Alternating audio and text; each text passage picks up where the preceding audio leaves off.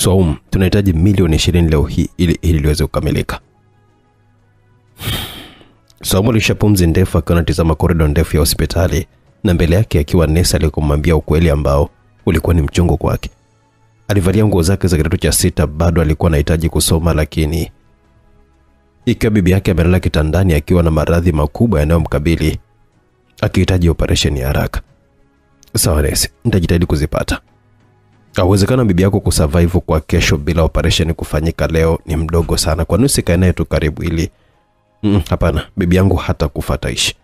Alijibu Saumu kwa tabasamu lenye maumivu ndani yake. Alitoka akiwa na nguo zake zile zile za shule, akafika nje ya hospitali ile kubwa akitazama na kusoma jina lake. Tamil Hospital. Nimekwambia nitafutie msichana bikira milioni 20 zipo kwa ajili yake na uhakikishe tu ni bikira kweli. Saumu alikuwa amesikia maneno ya mwanaume mmoja ambaye alikuwa akimpita akiwa anazungumza na simu na kuingia ndani ya hospitali. Saumu alijikuta akiwa hajaongeza hatua yake yoyote ile kwenda nje zaidi ya kumtizama yule mwanaume akiingia ndani. Alishika sketi yake kwa uoga na haraka alikuwa amekimbilia ndani akimfuata na kumshika shati. Embo subiri nitakupigia. Yule mwanaume alikata simu na kumtizama Saumu. Unasemaje mwanafunzi? Shikamo. Marhaba. Naitwa Saumu. Davis hapa. Tunaweza tukazungumza nje? Aliomba Saumu. Davis alimtazama saa yake. Sawa. Walitoka nje na Saumu alienda mpaka katika mazingira ambayo yalikuwa na utulivu. Alibaki akiwa na sokota vile vyake bila hata kusema jambo na kusikiliza Saumu. Davis alikuwa amemkumbusha kwamba alikuwa ameomba azungumze naye. Nauza bikira yangu milioni 20. Davis alimtazama Saumu na kumsikitikia tu kisha akawa anaondoka. Saumu akamfuata na kumwahi. Na maanisha mimi ni bikira kweli? Wewe bado mwanafunzi, hebu jikiti kwenye kusoma.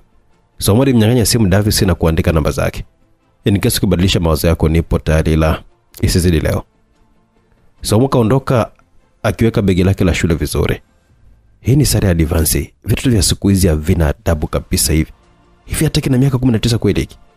Yaani kukasikia tu milioni 20 basi kichwa kimemruka kweli kweli. Davis hakuhangaika hata na kusave namba za Saumu, karudi zake tena hospitali na kuingia chumba cha daktari mkuu. Umempata? Aliulizwa Davis ambaye alikuwa ni rafiki mkubwa sana wa Dr. Tamil. Hapana. Ila nimempa kazi kijana wangu, lazima apatikanike kwa hili dau nono. Mkono bado? Aliulizwa Tamil ambaye mkono wake ulikuwa unaonekana ukitetemeka. Bado. Na unajua kesho na surgery ya mtoto wa rais, siwezi kuifanya nikiwa niko katika hali kama Davis. Na hapa penyewe najaribu tu huo ushauri wa huyo mganga wako, sijui ni mchawi, ili nione kama kweli utafanya kazi. Kwa sababu sihitaji mtu yeyote yule ajue udhaifu wangu. Nitakosa hospitali kubwa aliyoweza kuipambania babangu hadi ikafika hapa ikiwa na jina langu. Wewe kausha. Jambo limeshafika kwa mtaalamu wa jiji, alisema Davis na kumshika mkono rafiki yake Tamir. Saumu akiwa yuko ndani ya nyumba ya bibi yake ambayo ilikuwa ni ya kawaida tu ya kitajiri, alizunguka kulia na kushoto akitazama simu yake. Ilipaswa nijipigie ili nimsumbue zaidi hadi akubali. Alikuwa anajiambia akiwa na majuto ya kuchukua namba ya Davis. Saa 5 mwanangu bado hujampata tu. Bosi bikla dim sana ise huku mjini, yani kama unatafuta Tanzanite baridi. Bado sijampata hata mmoja yani. Sawa. Upande Davis alikuwa amekata simu na hapo palikuwa imeingia simu ya Tamil. Anakuja. Nishampata namba yako njiani. Mkono wangu unatemeka zaidi Davis. Tafadhali mfanya jambo. Anakuja rafiki yangu usijali. Davis alikata simu na sasa alikuwa amemkumbuka Saumu. Alitafuta namba yake na kuipiga. Saumu hakuipa nafasi hata iite hata mara moja. Alikuwa amekusha kuipokea hapo hapo. Halo. Nakutumia location uende hapo. Langu hakikisha kwamba inakuwa mezani kabla hatujaanza chochote kile. Uhakika usijali. Alijibu Davis na kukata simu. Yaani vitu vya siku hizi na hela. Mimi sina dhambi bwana. Mimi sina dhambi bwana. Mtoto kautaka. Alimtumia location na kujitupia kwenye sofa. Saumu alibeba kibegi chake kidogo akafunga lango lao kubwa kwa ufunguo mkubwa na mzito huku akiwa anatoa pumzi zake nje. Alirequest Uber na kupanda akimpa location ya anapotaka kwenda. Alifikishwa na kulipia. Na mbele yake alikuwa amelisema bonge moja la mjengo. Bibi, nafanya ile kwa ajili yako. Nilitamani niolewe nikiwa na heshima yangu, lakini heshima yangu si chochote bila uwepo wako. Alielekea lile jumba na kushika lingi kubwa ambayo ilikuwa mlangoni na akagonga nalo. Tamili aliruhusu mtu aingie huku akiwa ameushika mkono wake ambao ulikuwa ukimuuma kweli kweli. Saumu aliingia ndani ya jumba lile kwa hatua zake za taratibu, na alipomwona Tamili akiwa amejinamia tu kukionekanika kama alikuwa anazuia kitu. Shikamo. Alimsalimia Swaumu na kufanya Tamili ainue macho yake na kumtizama. Kweli alipaswa tu kumsalimia kwa sababu Tamili alikuwa na miaka 30 huku Swaumu akiwa na miaka 19. Unataka nini? Aliuliza Tamili. Swaumu alishindwa kujielezea na alijibu, nimeambiwa nije hapa na Davis. Tamili alikuwa ameinuka na kujaribu kuishika simu yake, ikamponyoka kutokana na hali yake ya mkono kutetemeka. Swaumu alinama chini na kumwokotea papo hapo. Simu ya Tamili iliita na alikuwa ni Davis. Alipokea na kwenda jikoni. Wewe mpumbavu, mbona unaniletea mtoto kwangu? Ameshafika Nilisa atapotea. Mimi huyo mtoto namfanya nini? Huyo ndo bikla aliyepatikanika, alafu sio mtoto huyo. Sura yake tu ndo ya kitoto. Usitaki kudanganya mimi. Ni mtoto kabisa huyo. Tamili rafiki yangu. Huyo pekee ndo ambaye anaweza kuokoa maisha yangu. Kazi yako na kampuni ya babako, alafu hayuko under 18 na sio kwamba eti unambako unamlipa hela. Ni hela unampa tena milioni 20. Maliza kazi hapo, nitakucheki kesho asubuhi. Halo. Mpumbavu yu Davis. Alipotoa simu sikioni ilimdondoka tena na maumivu yalikuwa nazidi zaidi. Alijikuta akipiga kelele na Swaumu kama mfuata. Uko sawa? Aliulizwa. Tamili alimtizama na kumwambia nifuate, huko akitangulia chumbani. Swaumu alimfuata kweli na mwishowe hatua zake zilishia chumbani, pande kitandani. Swaumu alikodoa macho kuelekea akimtizama. Tamili akampatia ishara ya kichwa pande na Swaumu alikuwa ameanza kupiga hatua za kivivu kuelekea kitandani. Alifika na kupanda kitandani akiwa anamtizama Tamili kiwasiwasi. Tamili alipoanza kumfuata alisogea nyuma. Hela yangu. Swaumu alianza kuomba kwanza fedha zake. Tamili alimtizama na kutikisa kichwa chake akimsikitikia tu. Alichukua kadi ambayo ilikuwa mezani na kumpatia. 0001. Swaumu alivua begi lake na kuiweka ndani, kisha akawa amefunga zipu na kuiweka begi pembeni. Tamili alianza kupanda kitandani na Swaumu alijirudisha juu. Wewe usiniletee mangaiko hapa, nimeshakulipa. Usiniumize, lakini usinipangie namna ya kuweza kukuingilia, nimeshakulipa. Kama hutaki rudisha pesa zangu. Swaumu alikataa kurudisha pesa. Utulie sasa. Tamili alimvuta karibu yake huku akiwa analegeza mkanda wa suruali yake na kufungua zipu yake. Unibusu? Akauliza Swaumu baada ya kuona Tamili akiwa anaanza kumvua nguo yake ya ndani. Amesifanya mapenzi na wewe. Nimekununua, kumbuka. Lakini mara yangu ya kwanza, kumbuka. Kwa hiyo unatakaje? Akauliza Tamili. Nibusu. Hivyo ndo umenilipa au? Alihoji Tamili na Swaumu wala hata kutaka maneno mengi, alienda mdomoni mwa Tamili na kumlamba busu. Endo busu langu la kwanza, kama nilibaya basi samahani. Aliomba radhi Swaumu bila hata kujua busu la kwanza halikuwa kwake tu, bali hata kwa Tamili ambaye mapenzi yake hayahusiani kabisa na kumbusu mwanamke wala hata kumwandaa yeye. Cha muhimu, mzee wake yuko tayari kufanya kazi, basi anampigisha kazi. Tamili alimvuta Swaumu karibu yake na kuanza kumbusu katika hali asiyotarajia. Sasa ilikuwa ni kama wapenzi ambao walikuwa hawajaonana kwa zaidi ya miaka mingi, wakiwa na upendo wa dhati ndani yao na hawana haraka na kile walichokwenda kufanya. Mwendo taratibu na mabusu mazito yalimpagawisha Swaumu, ambaye ndio ilikuwa mara yake ya kwanza kuingia katika ulimwengu wa mapenzi. Hali hiyo haikuweza kumpagawisha yeye tu kwa utaji wa taratibu wa mauno. Taratibu wa mauno ilimwacha Tamili katika hali ya mchecheto, huku akiongezewa na mabusu na mipapaso ya hapa na pale. Jambo lao lilisha wote wakiwa hoi na kila mtu akipumzika kivyake. Palipambazuka asubuhi na Tamili alikuwa amepewa tena bonasi ya cha asubuhi, ambacho kwake kilikuwa pambe zaidi ya cha usiku, huku mikucha ya Swaumu ikionekanika kifuani mwake baada ya utamu kumzidia na love bites za kutosha shingoni mwa Swaumu. Tamili alienda kuoga baada ya shughuli kuisha asubuhi ile, na alipokuwa bafuni alikumbuka busu lake la kwanza kupigwa na mwanamke. Alikumbuka manunguniko ya Swaumu wakati akiwa anamshughulikia. Miono yake, tabasamu lake. Alijitazama kwenye kioo na kuishika ile mikwaruzo ya kucha na kutazama love bites moja iliyokuwa shingoni. Alitazama mkono wake ambao ulikuwa salama salimini kabisa, akiisha tu kutabasamu. Alitoka bafuni na kukuta simu yake ikiita, huku Swaumu akiwa hayupo. Halo? Umeamkaje bwana Tamili? Aliuliza Davis. Hebu nipunguzie umbe wako mimi. Unajisikiaje kwa mara ya kwanza kabisa kulala na bikra? Yaka katoto mbona sikaoni? Aliuliza akiwa anakagua nyumba yake. Je, vipi, amekunogea nini? Nina namba yake hapa nikutumie. Acha upuuzi, nimeshampa hela yake, amesepa. Vipi mkono lakini? Akauliza Davis. Niko shwari. Mganga alisema ukweli kabisa yani. Sasa kaka, baadaye ngoja mimi nijiandae hapa kwa ajili ya kwenda hospitali. Alijibu Tamili na kukata simu yake. Akarudi chumbani kisha kama amejiambia mwenyewe. Alikuwa hapa kwa ajili ya pesa. Ameshapata pesa na kuondoka zake. Tamili, usitegemee kabisa hadi kutoka kwa huyo binti.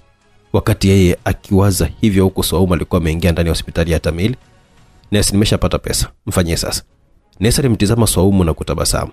Pole sana Swaumu, bibi yako amefariki asubuhi.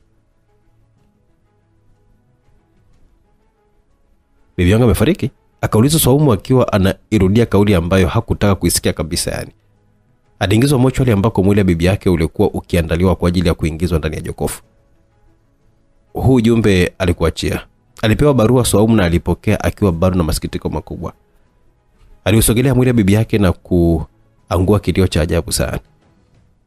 Dr. Tamili, maandalizi yako tayari. Tamili akiwa ndani ya ofisi yake aliletewa ujumbe huo na moja kati ya wafanyakazi wake ambao walikuwa wakijiandaa kumfanyia operation mtoto wa rais. Aliingia ndani ya chumba cha operation na taa ziliwashwa huku rais akiwa kwa nje ya chumba kile cha operation, eneo lilokuwa linainuka kidogo hivi likiweza kumruhusu kutizama namna jinsi mwana alivyokuwa anafanyia operation. Mke wa rais alikunja mikono yake akiwa na hofu juu ya usalama mtoto wake. Baba yangu atakuwa sawa? Aliuliza mjukuu wao ambaye na yeye alikuwa akishuhudia lile tukio. Tamili alipewa kisu na kuanza kuchana sehemu ya kwenye moyo, na Swaumu alimfunika bibi yake na shuka vizuri. Kesho nitamzika, alimwambia yule mtu wa mochwari na kuondoka kimya kimya. Wakati yake wanaondoka huko, operation ikaendelea. Tamili alihakikisha na kuwa makini sana juu ya operation yake ambayo ni ya kubadilisha moyo wa mtoto wa rais, na ikiwa ni operation ya asili kweli kweli. Wewe angalia unakoenda, alisemeshwa Swaumu baada ya kumpamiana na kijana mmoja. Alitembea mbele na tayari alikuwa ameshamchomolea Swaumu simu bila hata kujijua. Operation ikamilika na Tamili alipongezwa kweli kweli baada ya kufanikisha lile. Hongera sana, yani ulikuwa hongera sana. Yani ulikuwa pale ndani, lakini mimi ndo nilikuwa na pressure huko nje. Nilipata na mashaka kama mkono wangu na kutetemeka. Alisema Davis, mkono uko sawa, hauna mushkili yote ile. Waliingia ndani ya ofisi ya Tamili na Tamili alivua koti lake na kuketi akajitupa kwenye kochi. Nimwambia Farida kuletee kinywaji cha kuku fresh hapa yani. Unajua kabisa huyo nesi sipendi hata kumuona mimi, lakini ndo nesi pekee anayejali kuhusu wewe. Shida kinganga sana bwana, yani mtu mshamalizana yeye hata ajui hilo, anataka tu mahusiano. Wachaga wanajua kupenda baba, alijibu Davis. Nesi Farida aliingia, aliyekuwa kisemwa na alikuwa na ulembo wake si haba. Nimekuletea hichi cha baridi kitakupoza. Tamili alipokea kile kinywaji. Nenda. Nesi Farida aliondoka na kuacha. Ila unamkaziaga sana huyo binti Aise, mbona kwa wengine wagi hivi? Yaani sijui kwa nini namchukia. Damu yangu imemkataa kabisa yani. Alisema Tamili na kufungua kinywaji alichokuwa amepewa kisha kaanza kukinywa. Rais amefurahishwa sana na wewe. Yaani utegemee makubwa mazuri kutoka kwake. Lazima unajua kumbadilisha mtu mmoja sio kazi ndogo. Lazima unajua kumbadilisha moyo mtu sio kitu kidogo. Na amepata bahati kweli kweli, maana mtu anafariki kwa maradhi ya mafua ana moyo ulio machi na mwanae. Ni mgonjwa hospitali yetu? Aliulizwa Tamili. Hapana, ametoka Angerika huko. Unajua mafua ni ugonjwa na watu hawaamini kama mafua unaweza kumuua mtu. Yaani wao wamekariri kwamba mafua ni ugonjwa unaweza kuwaua tu wazungu peke yake. Utaweza wabongo na fikra zao bwana. Wakati Tamili akiwa anafurahia kukamilika kwa upasuaji wake, Swaumu alikuwa amefungua barua aliyokuwa ameacha na bibi yake. Swaumu, nisamehe kwa mimi kuwa mdhaifu na mgonjwa kila mara. Swaumu, nisamehe kwa mimi kuwa mdhaifu na mgonjwa kila mara. Imekuwa tofauti kwa upande wetu kwa sababu bibi ndo anatakiwa kumlea mjukuu, ila wewe ndo umenilea mimi tangu wazazi wako wamefariki. Umeishi kwa ajili yangu kwa muda mrefu sana sasa, na utaishi kwa ajili yako mwenyewe, japo kwa mara ya kwanza katika maisha yako. Nakupenda sana mjukuu wangu, na ninakutaka uenjoy maisha ya duniani. Usinifikirie mimi wala wazazi wako tena, na usiruhusu mtu yoyote katika dunia hii akutumie wewe kama mimi nilivyokutumia. Nakupenda sana mjukuu wangu, ishi maisha yenye amani na furaha tele. Swaumu alimaliza kusoma barua ile na kulia kweli kweli, akikumbatia picha bibi yake huku akiwa anatazama picha ya ndoa ya wazazi wake iliyokuwa iko ukutani. Vipi? Aliulizwa Tamiri. Upande mwingine wa simulizi. Safi. Ni kama una raha kabisa ese, alisema Davis. Ni kale katoto. Jana amewezaje kulala na mimi kwa ajili ya pesa tu? Watoto wa siku hizi bwana wajiheshimu kabisa yani. Heshima wanazitolea wapi? Tena huyo katembea na wewe. Wengine wanatembea na babu kabisa. Yaani ukimwangalia ni babu wa babu yake kabisa yani. Alicheka Tamili na Nesi Farida alikuwa amekuja akasema pale walipo. Dr. Tamili, una mgeni wako. Je, nimeshamaliza shift yangu, sina appointment na mgonjwa yote na hapa naenda nyumbani. Ni wa muhimu nadhani, na amesisitiza kuingia ofisini kwako. Ofisini kwangu? Akauliza Dr. Tamili na kumtizama Nesi Farida. unaruhusuje mtu aingie ndani ya ofisi yangu ikiwa sipo? Alalamika Dr. Tamili akiwa anaongoza njia na Nesi Farida alimfuata nyuma. Tamili alikuwa ameingia ndani ya ofisi yake na hapakuwa na mtu. Yuko wapi huyo mgeni? Akauliza Tamili. Nesi Farida akafunga mlango kwa ndani na akaanza kuvua nguo zake. Wewe una kichae? Akaulizwa Nesi Farida. Kama hutataka kulala na mimi nitapiga kelele na kusema unataka kunibaka. Alitabasamu Tamili akiwa anamsogelea na kumvuta na kumbwaga mezani huku akifungua suruali yake. Nitakuonesha leo. Aliapa kumuonesha Nesi Farida na kweli baada ya dakika kadhaa tu Tamili alitoka ofisini kwake huku akimwacha Nesi Farida aliyekuwa chini akiugulia maumivu ya tumbo na sehemu zake. Unadhani umenikomoa? Ngoja ndani ya mwezi mmoja uone namna mtoto wako mdogo atakapokuwa ndani ya tumbo langu. Bwana. Mwezi uliisha na mambo hayakujipa tu kwa Nesi Farida, hata upande wa Saumu mambo nayo yalikuwa sio haba. Saumu alipomaliza kutapika alijitazama kwenye kioo akajiuliza, au nina mimba? Kwa nini hajagusa hizi hela mpaka leo? Mbona alikuwa na haraka nazo? Ni upande wa Tamili. Dr. Tamili alikuwa mbaki akiwa anatazama simu yake upande wa benki na salula kwenye kadi aliyompatia Saumu alikuwa anasoma vile vile milioni 20. Nesi Farida alikuwa amezama ndani na Tamili alikuwa amemtazama kwa kuinua macho yake juu. Nesi Farida alikuwa ameweka kipimo cha mimba mezani na Tamili alimtazama kisha akamuuliza, "Cha nini?" "Na mimba yako." Alijibu Nesi Farida. "What? Una nini?" Akauliza kwa amaki. "Nina mimba yako Dr. Tamili. Na nimesema nije tu kukwambia, ila kama hutataka kuhusika na chochote kile juu ya mtoto huyu ni sawa. Kwangu nitamlea tu mwanangu mwenyewe." Tamili bado alikuwa amebaki akiwa ameganda na Nesi Farida alitoka nje akimwacha. Ila mpaka hapo ndoto yake ya kuwa mke wa Tamili na mke wa tajiri alijua kabisa kwamba imeshatimia. Ila alijua kwamba hapaswi kuonyesha kama mimba ile aliitegesha bali iliingia kwa bahati mbaya. Hongera, una ujauzito wa mwezi mmoja. Alishangaa Saumu kama alivyokuwa ameweza kushangaa Tamili alipokuwa amepewa habari za mimba. Ni nini dokta? Mimba ya mwezi mmoja. Vipi unataka kuitoa? Nafanya huduma hiyo pia private. Mimba ya mwezi mmoja. Vipi unataka kuitoa? Nafanya huduma hiyo pia private. Sentensi ya mwisho alimalizia kwa sauti ya chini kwani anafahamu fika kwamba kutoa mimba ni kinyume cha sheria. Je, unadhani Saumu ataitoa mimba? Na vipi kuhusu Nesi Farida? Lengo lake unahisi litatimia? Na upi uamuzi wa Dr. Tamili juu ya mimba ya Nesi Farida huku akiwa hajui kuwa binti aliyelala naye Saumu naye pia ni mjamzito? Simulizi yetu inaitwa Moyo wa Mwanangu. Imeandikwa naye Saruma Rashid Ramadhani. Ni burudani zaidi ya burudani. Mimi ni director ON kutokea hapa Simulizi Max. Na ndivyo nakwenda kuanza sehemu ya kwanza ya simulizi ya kusisimua Moyo wa Mwanangu. Ili kuaje? Moyo wa mwanae yupi huyo? Ni mwana wa Farida au ni mwana wa Saumu? Ikawaje? Tutapata kujua msikilizaji. Kuna watu wawili wanakuja kutoka kwa Farida na kwa Saumu, baba mmoja akiwa ni Tamili. Saumu alitoka kwenye hospitali ile akili yake ikiwa imejaa mambo mengi sana. Alishika tumbo lake na akikumbuka kauli ya daktari aliyemuuliza kama anataka kuitoa mimba. Alitazama kadi yenye namba za daktari aliyempatia kama atakuwa tayari kufanya maamuzi. "Hivi mbona kama huko sawa wewe?" aliulizwa Saumu na mwalimu wake. "Niko sawa." "Una mimba?" "Hapana mwalimu, kwa nini nasema hivyo?" Akauliza Saumu ambaye akiwa amekodoa macho kupingana na ukweli. "Baadaye uje kwangu." Mwalimu wake alimwambia hilo na kweli baadaye majira ya usiku Saumu alifika nyumbani kwa mwalimu. "Mimba ya nani?" "Sina mimba." "Saumu, huwezi kunidanganya mimi. Nikikutizama tu najua unayo na umebakiza wiki 2 kabla ya mtihani. Hili likigundulika utafukuzwa shule." "Lakini sina mimba madam. Nataka nikusaidie kuwa mkweli kwangu." Alisema Madam Khadija huku akiwa anamshika mikono yake Saumu. Alianza kulia na kukubali kwamba na mimba. Mungu wangu. Madam Khadija alikuwa ameachia mikono ya Saumu. "Kwa nini sasa mwanangu? Mbona nilikwambia uhuru na mimi ukihitaji chochote kile?" Saumu hakutoa majibu zaidi ya kulia tu. Basi usilie." Mimba ya King?" akaulizwa Saumu. "Madam, mimi sina mahusiano na King. Rafiki yangu tu." "Mimba ya nani?" akaulizwa tena Saumu. "Simjui." Humjui? Humjui jari?" Nilala naye mara moja tu." Sawa, mara moja ni nani?" "Mimi niliunganishwa naye tu. Kipindi bibi alikuwa anahitaji hela ya surgery, kuna mwanaume alikuwa anahitaji mwanamke bikira kwa hiyo." "Mtoto mpumbavu wewe." Aligomba Madam Khadija na kumpiga kibao cha begani. "Yaani ulienda kujiuza kwa ajili ya bibi yako?" "Yaani nitaka kuokoa maisha yake." Alijitetea Saumu. "Unadhani bibi yako angekuwa hai angefurahishwa na hilo?" "Wewe ulikuwa ni upumbavu Saumu. Hajitazame tayari na mimba ambayo humjibu hata babake ni nani. Huyo aliyekuunganisha mlikutana wapi?" "Ni hospitali, nilimsikia akiwa anaongea kwamba anatafuta mwanamke bikira. Ndio mimi nikajitokeza." "Yaani hivyo tu?" alihoji Madam Saumu. "Ndio." Yaani ulivyo genius darasani, imekuwaje ukawa mpumbavu kwenye maisha wewe? Haya, nipe namba mimi nitajua ni cha kufanya. Madam simu ilibiwaga.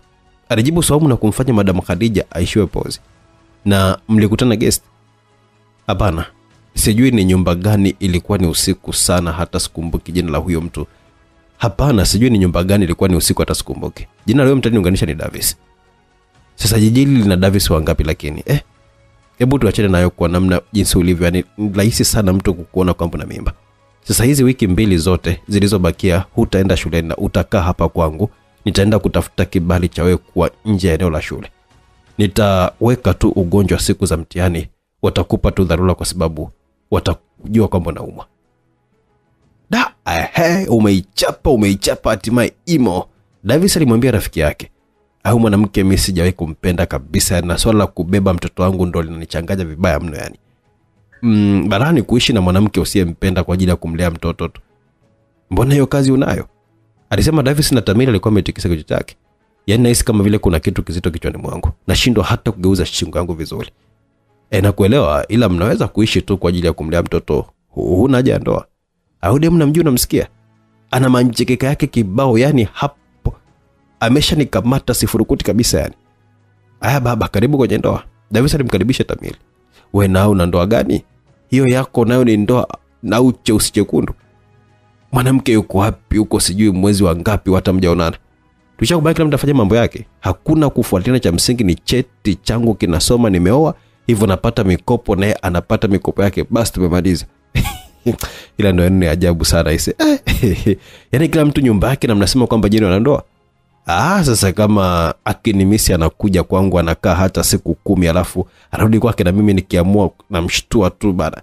Na mimi nikiamua namshtua tu bwana, inakuja kwako hapo, anafukuza maboya wake hawa, najihifadhi pale, mambo mengine anaendelea tu. Na wewe uone unyama huo? Na ni unyama tu. Hakuna ubinadamu wote hapo. Alitazama simu yake tena Davis na akamuuliza, siku hizi unaitazamaga sana hiyo simu yako isi, alafu nachojua hiyo simu inakuaga ya watu private kama kina Davis, kuna nini tena kwani? Tamila alifunga macho yake na kufungua. Wajaka yote kajaye kabisa kutoa zile milioni 20 alizochukuaga. Katoto gani? Ngoja, unamaanisha yule mtoto wa shule? Ndio. Hajawahi kutoa zile pesa. Mbona maajabu, maana alionekanika anazitaka kweli kweli. Ndo mimi kinachonitia mashaka, kwa nini pesa hajawahi kuzitoa? Maana alizitaka kabisa ni kabla hata hajapanda kitandani. Hiyo ajabu sasa. Lazima tu angezitumia, si almost mwezi na zaidi saizi. Ndio. Hebu ngoja. Alikuwa anaitwa Aisha sawa, hata jina lake afu sikusave namba yake Aisha. Unakumbuka siku ile ilikuwa ni tarehe ngapi? Akauliza Davis. Tarehe 3 mwezi wa 5. Ulivyojibu haraka sasa vipi, alikunogesha nini? Ulivyojibu haraka sasa vipi, alikunogesha nini? Aliuliza Davis na kutazama kwenye namba za tarehe hiyo. Hizi hapa namba zake. Nimpigie alafu nimwambie nini? Akauliza Davis, na Tamila alikuwa ametulia kama sekunde 3. Wewe piga leta, mimi nitaongea naye. Davis akapiga na kuweka loudspeaker, ila namba haikuwa inapatikana. Piga tena labda network. Davis alipiga na majibu yalikuwa ni yale. Baba, ulikuwa na show mbovu nini? Hela hajatoa na namba sijui ndo kakublock. Hebu andika hapa. Tamila alichukua simu ya Davis na kukopi namba za Saumu. Anaitwa Saumu, alafu nimekumbuka. Tamila alikuwa amepiga simu na majibu yalikuwa ni yale, namba ipatikani. Wiki 2 zilipita haraka sana, na wiki ya 3 Saumu alikuwa yuko ndani ya chumba cha mtihani, huku Tamili akizidi kumpigia mara kwa mara, ila majibu yalikuwa namba ipatikani. Uko sawa Saumu? Aliulizwa na King, kijana ambaye anampenda sana Saumu, japo Saumu anamchukulia kama rafiki yetu. Ndio, niko sawa. Utaweza kufanya mtihani mwingine kweli? Haonekani vizuri kabisa. Ni kutokana na magonjwa nilionayo, ila nitaufanya. Shika maji kunywa kidogo. King alimfungulia bobu la maji na kumwekea mrija, huku akiwa anampangusa jasho. Hivi ulisema huyu ana shida gani? Akaulizwa na mwalimu mwenzake nyuma yake. Ana ugonjwa wa moyo kama bibi yake, ndio maana unamuona yuko na hali kama hii. Sasa ugonjwa wa moyo na kutapika kwake mbona ni vitu viwili tofauti? Utofauti wake uko wapi? Akauliza Madam Khadija. Yaani kama vile ana morning sickness, yani nahisi ana mimba fulani hivi. Ulimpa? Aliuliza Madam Khadija akiwa anamgeukea mwalimu yule wa kiume ambaye ni mbea sana pale shuleni. Hapana, nilikuwa nauliza tu. Tuambie wewe mwenzetu uliyewahi kuugua ugonjwa wa moyo, ukiugua unakuaje? Madam Khadija, mbona mimi niliuliza tu kwa heri. Je, heri gani ulionayo wewe? Hebu nipishe huko mwanaume wa hovyo kweli wewe. Basi naenda mama. Na uende, alafu ole wako ni usikie uvumi wako na kwa uongo huko ofisini, yani nitakubuluza mahakamani wewe na kipimo cha mimba cha Saumu, utuwekee hiyo mimba hapo kiropoko wewe ili tuione. Embu weka comment yako kuhusu Madam Hadija hapo msikilizaji, unamuonaje? Sema sawa. Dr. Tamili akiwa na Peter alimuona Nesi Farida akiwa anatapika. Alisema katizama kwa sekunde kadhaa kabla ya kuondoka kuendelea na shughuli zake. Nesi Farida aligeuka na kumtizama huku akiwa na vidonge mkononi mwake ambavyo vilimfanya atapike. Utakuja tu kwangu na kwa mwanao, najua huna moyo wa kuniacha niteseke wewe. Alihisi kivuli cha mtu alipogeuka kutizama, alikuwa ni Dr. Tamili akiwa na bobu la maji. Asante. Alipokea bobu la maji na walionekanika wakiwa wamekaa kwenye viti ambavyo watu hukaaga wakiwa wanasubiri huduma. Unajisikiaje? Ani morning sickness tu. Nimeshaanza kuzoea yale. Sawa. Nimekaa nikawaza ndani ya huu mwezi mzima. Nimekuja na wazo hapa. Naenda kusikia Dr. Tamili. Kuhusu mwanangu, nitagalamika kwa kila kitu. Kuanzia mahala atakapoishi, kula yake, vaa yake, masomo hadi matibabu. Na nitaanza na nyumba kwanza. Dr. Tamili kama ametoa funguo na kumpatia. Hii ni nyumba utakayoenda kuishi huko wewe na mwanangu. Hii ni bima nimekukatia kwa muda wote hadi pale utakapojifungua. Hii kadi itakuwa ni kwa ajili ya matumizi yako. Nambari ya siri ni 0001. Lakini sikupendi Farida na siwezi kuyaharibu maisha yangu kwa kuishi na mtu nisiyempenda. Nashukuru kwa kuwa umeruhusu mwanao akuwe ndani yangu. Natumaini huyo mtoto ataleta mapenzi kati yetu, kwani hata wewe mwenyewe unafahamu kwamba nakupenda. Nakupenda pia, ila kama rafiki tu, na naamini urafiki wetu hautaweza kuvunjwa na hichi kilichotokea. Nesi Farida tabasamu na kumshika mkono. Nafurahi kwa kuwa umeamua kusimama kama baba kwa mwanangu. Nakushukuru sana. Tamili kubaliana na yeye kwa kutikisa kichwa na kuongezea, nitampenda sana mwanangu na kuahidi hilo. Utanipenda na mimi pia na kuahidi hilo, alisema Farida ndani ya moyo wake. Unapenda kula ice cream? Aliuliza King akiwa anamtazama Saumu ambaye alikuwa anabugia mfuko wa 3 sasa alipokuwa naye karibu akirudi nyumbani. Kunajua sana, kwa hiyo ni kila nasikia raha. Alafu mbona ice cream zenyewe ni za 500 tu? Hunyonyi, yani unazitafuna tu meno ya umi? Akauliza na King. Hapana. Hebu tuweke 10. Akuchanganyie au utakula aina moja tu? Hizi za ukwaju, alijibu Saumu akiwa anamshukuru King. King alimbeba na alikuwa ameshaanza kupata mashaka na jinsi alivyo. Kwa nini tusipumzike kidogo pale ule ukiwa umekaa na sio vizuri kula ukiwa umesimama? Sawa, alijibu Saumu na kwenda kuketi, ila King alikuwa anazidi kumtizama machoni kwa makini sana. Kuna kitu kwenye uso wangu? Hapana, ila unajua napenda kukutizama kila sekunde ninapokuwa naipata hiyo nafasi. Vipi, bado haupo tayari kuwa kwenye mahusiano na mimi? Saumu alijikuta akiwa anashusha ice cream yake chini. Hapana, usiweke uso. Kama haupo tayari basi sawa, nitaendelea kukuuliza tu mpaka siku utakapokuwa tayari. Sidhani kama itawezekana tena.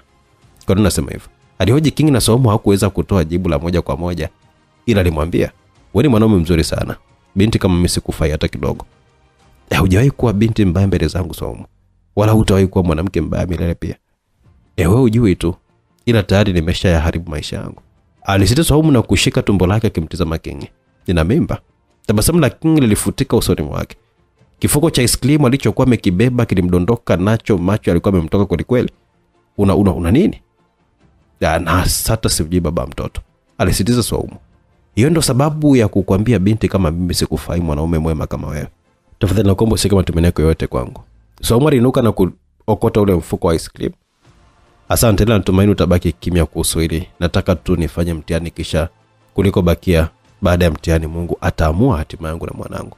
Saumu aliondoka na kumwacha King ambaye machozi ndio alikuwa anamtoka mfululizo akiwa hajaamini alichokuwa ameambiwa, japo alianza kuhisi ovyo. Tamila alirudi nyumbani kwake usiku na alishangaa baada ya kukutana na mtu mlangoni kwake. Kingston aliita akiwa anamfuata King. Vipi dogo? Unakumbuka ile binti niliyekuambia nampenda? Ndio, amekwaje? Ana mimba ya mwanaume mwingine. Na mpaka miezi 9 ishe, meno yote yatakuwa hayafanyi kazi, maana sio kwa kutafuna hayo mabonge ya barafu. Madam Khadija alikuwa amwambia Saumu ambaye alikuwa na mabonge yake kwenye bakuli, ila alimuona kabisa hayupo sawa. Vipi? Alimuuliza akimshika mkono. Nimwambia leo Kingston asiwe na matarajio yote juu yangu. Umemwambia una mimba? Akauliza Madam Khadija. Ndio. Mungu wangu, mtoto jamani. Kwa nini umefanya hivyo? Lakini ulipaswa kunishirikisha kwenye hili.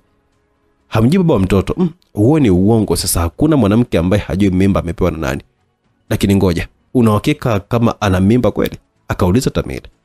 Ndio kaka, amekuwa ni waajabu sana. Nilihisi tu kuna kitu akipo sawa juu yake na leo amenithibitishia mwenyewe. Natamani kukufariji lakini siwezi. Wewe binti anajua kila kitu anachokifanya na ni kuwa tu hakutaki tu katika maisha yake. Usilazimishe mdogo wangu. Natamani ingelikuwa ni rahisi kama unavyosema. Shida ni kwamba siwezi, yani siwezi kabisa kuishi bila yeye bro. Yani siwezi kabisa kufikiria maisha yangu bila yeye. Nataka anipe hata nafasi ya kuwa baba huyo mtoto. Unataka niongee naye kwa ajili yako? Akaulizwa Kingston. Ndio, unaweza kufanya hivyo? Akauliza Kingston. Ndio, kwa nini kesho usimlete hospitali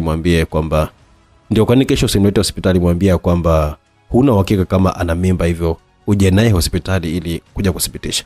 Mimi nitaongea naye hapo. Asante sana bro. Mungu akubariki sana. Usilizilize sana mwanamke na wewe. Wewe ni mwanaume kaza mdogo wangu. Saumu. Jamani nini lakini? Uni upande mwingine aliuliza Saumu baada ya kushikwa mkono. Natamani nisionekane kero kwa Saumu lakini nashindwa. Hebu tafadhali unaweza kuja na mimi hospitali? Ili nini? Aliuliza Saumu. Kuhakikisha kama ulivyoyasema jana na ukweli. Na ikiwa ni kweli sitakusumbua. Una uhakika? Akauliza Saumu. Ndio. Sawa. Saumu alitaka kuondoka na Kingston akamshika tena mkono. Hii ni kwa ajili yako na mtoto. Bado ni za baridi. Saumu alimtazama Kingston na kuzipokea. Hivi hawa wana mahusiano Aliuliza na mwalimu mbea na kumuuliza Madam Khadija. Na kusikitikia sana hivi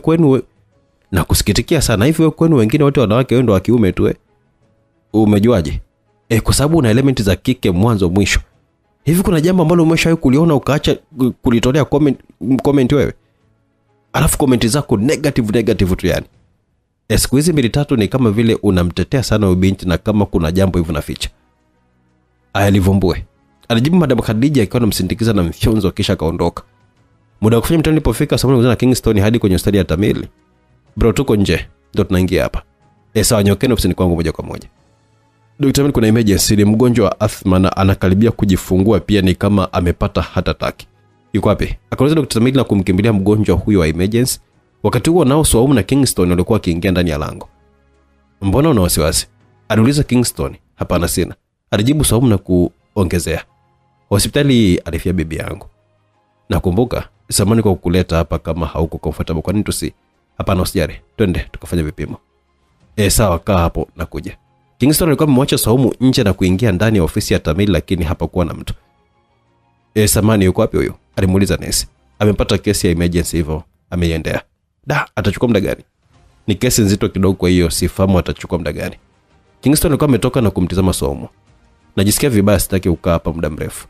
Wachukue damu niondoke, utasubiri majibu mwenyewe. Unajisikiaje kwani? Asipatane kabisa na hizi harufu za dawa. Haya, alijibu Kingston na kuona kabisa mpango wake umeshafeli. Saumu alitolewa damu na nesi. Jina nani? Andika tu Kingston. King alimtaka nesi afanye hivyo na nesi alikuwa amefanya hivyo, kisha akaiweka damu pembeni. Mtasubiri majibu yenu kwa hapo nje. Nitasubiri mimi. Huyu hali yake sio nzuri kidogo, hivyo anaondoka. Ni sawa pia kama atataka wewe upokee matokeo yake. Saumu, embu kanisubiria tena nje kidogo. Saumu alitoka na kuacha huko akiwa na pamba yake na anatazama chini. Alipita Dr. Tamili akiwa anazungumza na nesi. Unasemaje nilichokutuma na jana tu hapa nimestock mzigo mpya? Saumu alihisi moyo wake unaenda mbio baada tu ya kusikia ile sauti. Alinua macho yake juu na kweli Tamili alikuwa amepita mbele yake kama kipanga, tena akiwa na koti lake la kidaktari na akionekanika kuwa na damu kidogo kwenye koti lake. Saumu alikuwa ameganda akimtizama mpaka alipokuwa ameshikilia mbele ya macho yake. Akiwa amesimama pale Dr. Tamili alipita akiwa anakimbia kurudi kule alikokuwa ametoka, huko nesi akiwa nyuma yake. Saumu aligeuka nyuma na kutoka mbio, yani hakutaka hata kusubiri. Alipigana kikumbo na Davis. Davis aligeuka katizama ni nani? Samani. Aliomba radhi Saumu na kuunga na hizo. Mtu anatembea hivyo jamani hospitali? Alalamika Davis, na alipofungua mlango wa ofisi ya Tamili alikumbuka amegongana naye ni Saumu, binti ambaye Tamili amekuwa kimuulizia sana siku za hivi karibuni. Unadhani kipi kitatokea msikilizaji? Ngoja tufuatilie kwa ukaribu zaidi. Dr. Davis alitoka nje na mbio akijaribu kumtafuta Saumu. Hakuweza kumuona na Kingston alikuwa ametoka na kumkosa Saumu mlangoni. Nilimwambia nisubirie hapa au kaenda uani. Kingston alikuwa ameelekea uani na kukutana na nesi. Samani, kuna mwanamke wote huko uani? Hapana, hakuna mtu. Alijibiwa na nesi. Ameenda wapi sasa? Kingston alikuwa ametoa simu yake na kumpigia Swaumu. Hello, sikuoni uko wapi? Alimeshaondoka, anajisikia vibaya. Alidanganya Swaumu. Sawa. Unaweza kufanya kitu kimoja kwa ajili yangu? Kitu gani? Akauliza Kingston. Mtu yeyote akikuulizia jina langu tafadhali mwambie naitwa Aisha. Kwa nini? Nataka hivyo tu, hata kwenye vipo andika tu Aisha. Sababu nitakuja kukuambia mimi mwenyewe. Sawa. Ukifika nijulishe. Aliomba julishwe Kingston na kukata simu yake. Aisha? Kwa nini Aisha? Kulitokea nini hapa? Dr. Davis alirudi mbio na kumuulizia Tamili. Yuko ndani ya chumba cha operation. I say, hapa nifanyaje hapa? Alikimbia reception. Embo nitafutie jina la mgonjwa Swaumu na alipotoka. Sawa. Mtu wa mapokezi alikuwa ameanza kupitia majina ya wagonjwa wote waliokuwa wamehudhuria hospitali kwa siku ile na hapakuwa na jina la Swaumu. Hamna hilo jina. Alijibiwa Dr. Davis na kugeuza kompyuta akiyapitia majina yeye mwenyewe. Hamnaje na nimemuona mimi? Umesajili watu wote? Ndio, isipokuwa yule ndugu yake tu na Dr. Tamili ndo ambaye ameingia na binti hapa bila hata kumsajili. Kingston naye alikuwa anapita na aliitwa. Vipi? Safi bro, shikamoo. Marhaba. Binti uliyekuja naye anaitwa nani? Hujamsajili hapa? Nilikuja naye kwa ajili ya kuzungumza tu na bro Tamili, lakini ndo hivyo. Alipata emergency, kwa hiyo hata hawajaweza kuzungumza. Wanaitwa nani? Aisha. Kuna nini kwani? Alijibu Dr. Davis na kumuuliza, vipi ndo unaondoka? Ndio, alijibu Kingston. Haya, alijibu Dr. Davis na kutabasamu akimpa ishara ya anaweza kupita ili aondoke. Swaumu karudi nyumbani akiwa anatemeka kweli kweli. Vipi wewe? Aliji Madam Khadija baada ya kugundua hayuko sawa kabisa. Hebu ngoja nikuletee maji, kitu gani ambacho kinakutetemesha hivi? Akauliza Madam Khadija akiondoka kwenda kwenye friji na kuchukua bobo la maji pamoja na glasi. Alimimina na kumpatia glasi. Swaumu alikunywa huko akiwa na hema kweli kweli. Usiheme huko, utapaliwa sasa. Madam Khadija alikuwa anamwambia hilo na kumnyang'anya glasi. Kimetokea nini? Nimemuona leo. Nani? Akauliza Swaumu. Yule nilala naye. What? Wapi? Nataka kwenda kulala. Ukalale vipi wapi? Hebu usinichanganye. Umemwona wapi? Nilienda kwenye hospitali na nikamuona ni daktari. Mimi nataka nimeza niondoke hapa, sitaki hata kukaa tena hapa zaidi. Kwa nini sasa? Unapaswa kumwambia juu ya swala la mimba yako. Alinipa Madam Khadija. Asa ndaje kumwambia na mimba yake? Hakuwa makubaliano yetu. Na vipi kama akitaka kumtoa mwanangu? Hiyo nayo shughuli. Alisema Madam Khadija. Lakini kwa nini usimjaribu? Sitaki kujaribu hayo mwanangu. Alijibu Swaumu na kufuta machozi yake. Pole binti yangu. Madam Khadija alimsogeza na kumlaza kifuani mwake. Dr. Tamili alipiga makofi baada ya kufanikisha kumuokoa mtoto pamoja na maisha ya mwanae. Dr. Tamili alipiga makofi baada ya kufanikiwa kumuokoa mtoto pamoja na maisha ya mamaye. Alimkabidhi mtoto kwa nesi Farida na kuwataka wamalizie palipobakia, ila alipokuwa akivua gloves ni kama kumbukumbu zilimjia chapu. Alikumbuka wakati alikuwa anapita ni kama alikuwa amepishana na binti ambaye alikuwa akimkodolea macho na kumshangaa. Alivua koti na fasta kama ametoka hapo na alikutana na Davis ambaye alikuwa akimsubiria mlangoni. Swaumu alikuwa hapa leo. Ni yeye aliyepishana naye hapo chumba cha sindano, si ndio? Nimefuatilia akaunti, hajatumia jina lake au huenda alitudanganya sisi. Kwamba reception hamna jina lake? Akauliza Tamili. Amna, alijibu Dr. Davis. Dr. Tamili alikuwa ameingia chumba cha sindano na akikuwa na mtu. Wanaenda ni mapokezi. Kama ni saa hivi iliyopita, nani ambaye alikuwa akiwachoma watu sindano? Leo kwenye shift huyo nesi Adela. Mwambie aje ofisini kwangu sasa hivi. Atakuwa alifuata nini? Akauliza Dr. Tamili. Sijui, lakini ni kama alinikimbia baada ya kunitambua mimi, maana nilimkimbiza mpaka nje na sikuweza kumpata. Nesi Adela alikuwa ameingia ndani, alikuwa ni mwanamke ambaye makamu alikuwa ameenda kidogo. Nisamani, kwa risali moja hivi ile imepita, kuna binti nilimuona akiwa amesimama nje ya mlango wako hapo. Unaweza kuniambia amekuja kupima nini? Binti gani? Akauliza Nesi Adela. Kabinti kadogo hivi kana miaka 18 au 19 hivi. Ni upi sasa, maana leo nimepokea kama mabinti 5 hadi 4 wenye umri huo. 3 walikuwa wamekuja kupima mimba. Mmoja alikuwa na sindano ya UTI na mwingine yeye alikuwa na sindano kwa ajili ya kifua chake. Majina yao unayakumbuka? Hapana, mpaka nikalete dokumenti zangu. Kwa hao mabinti hakuna binti mwenye jina la Swaumu? Akauliza Davis ili kurefusha mazungumzo. Hamna. Una uhakika?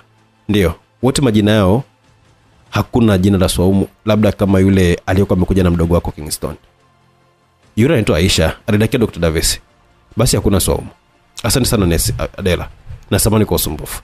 Alisema Tamili na Nesi Adela alikuwa ameondoka zake. Alifuata nini hapa na hajawahi kutoaga zile hela hata senti, yani hata senti.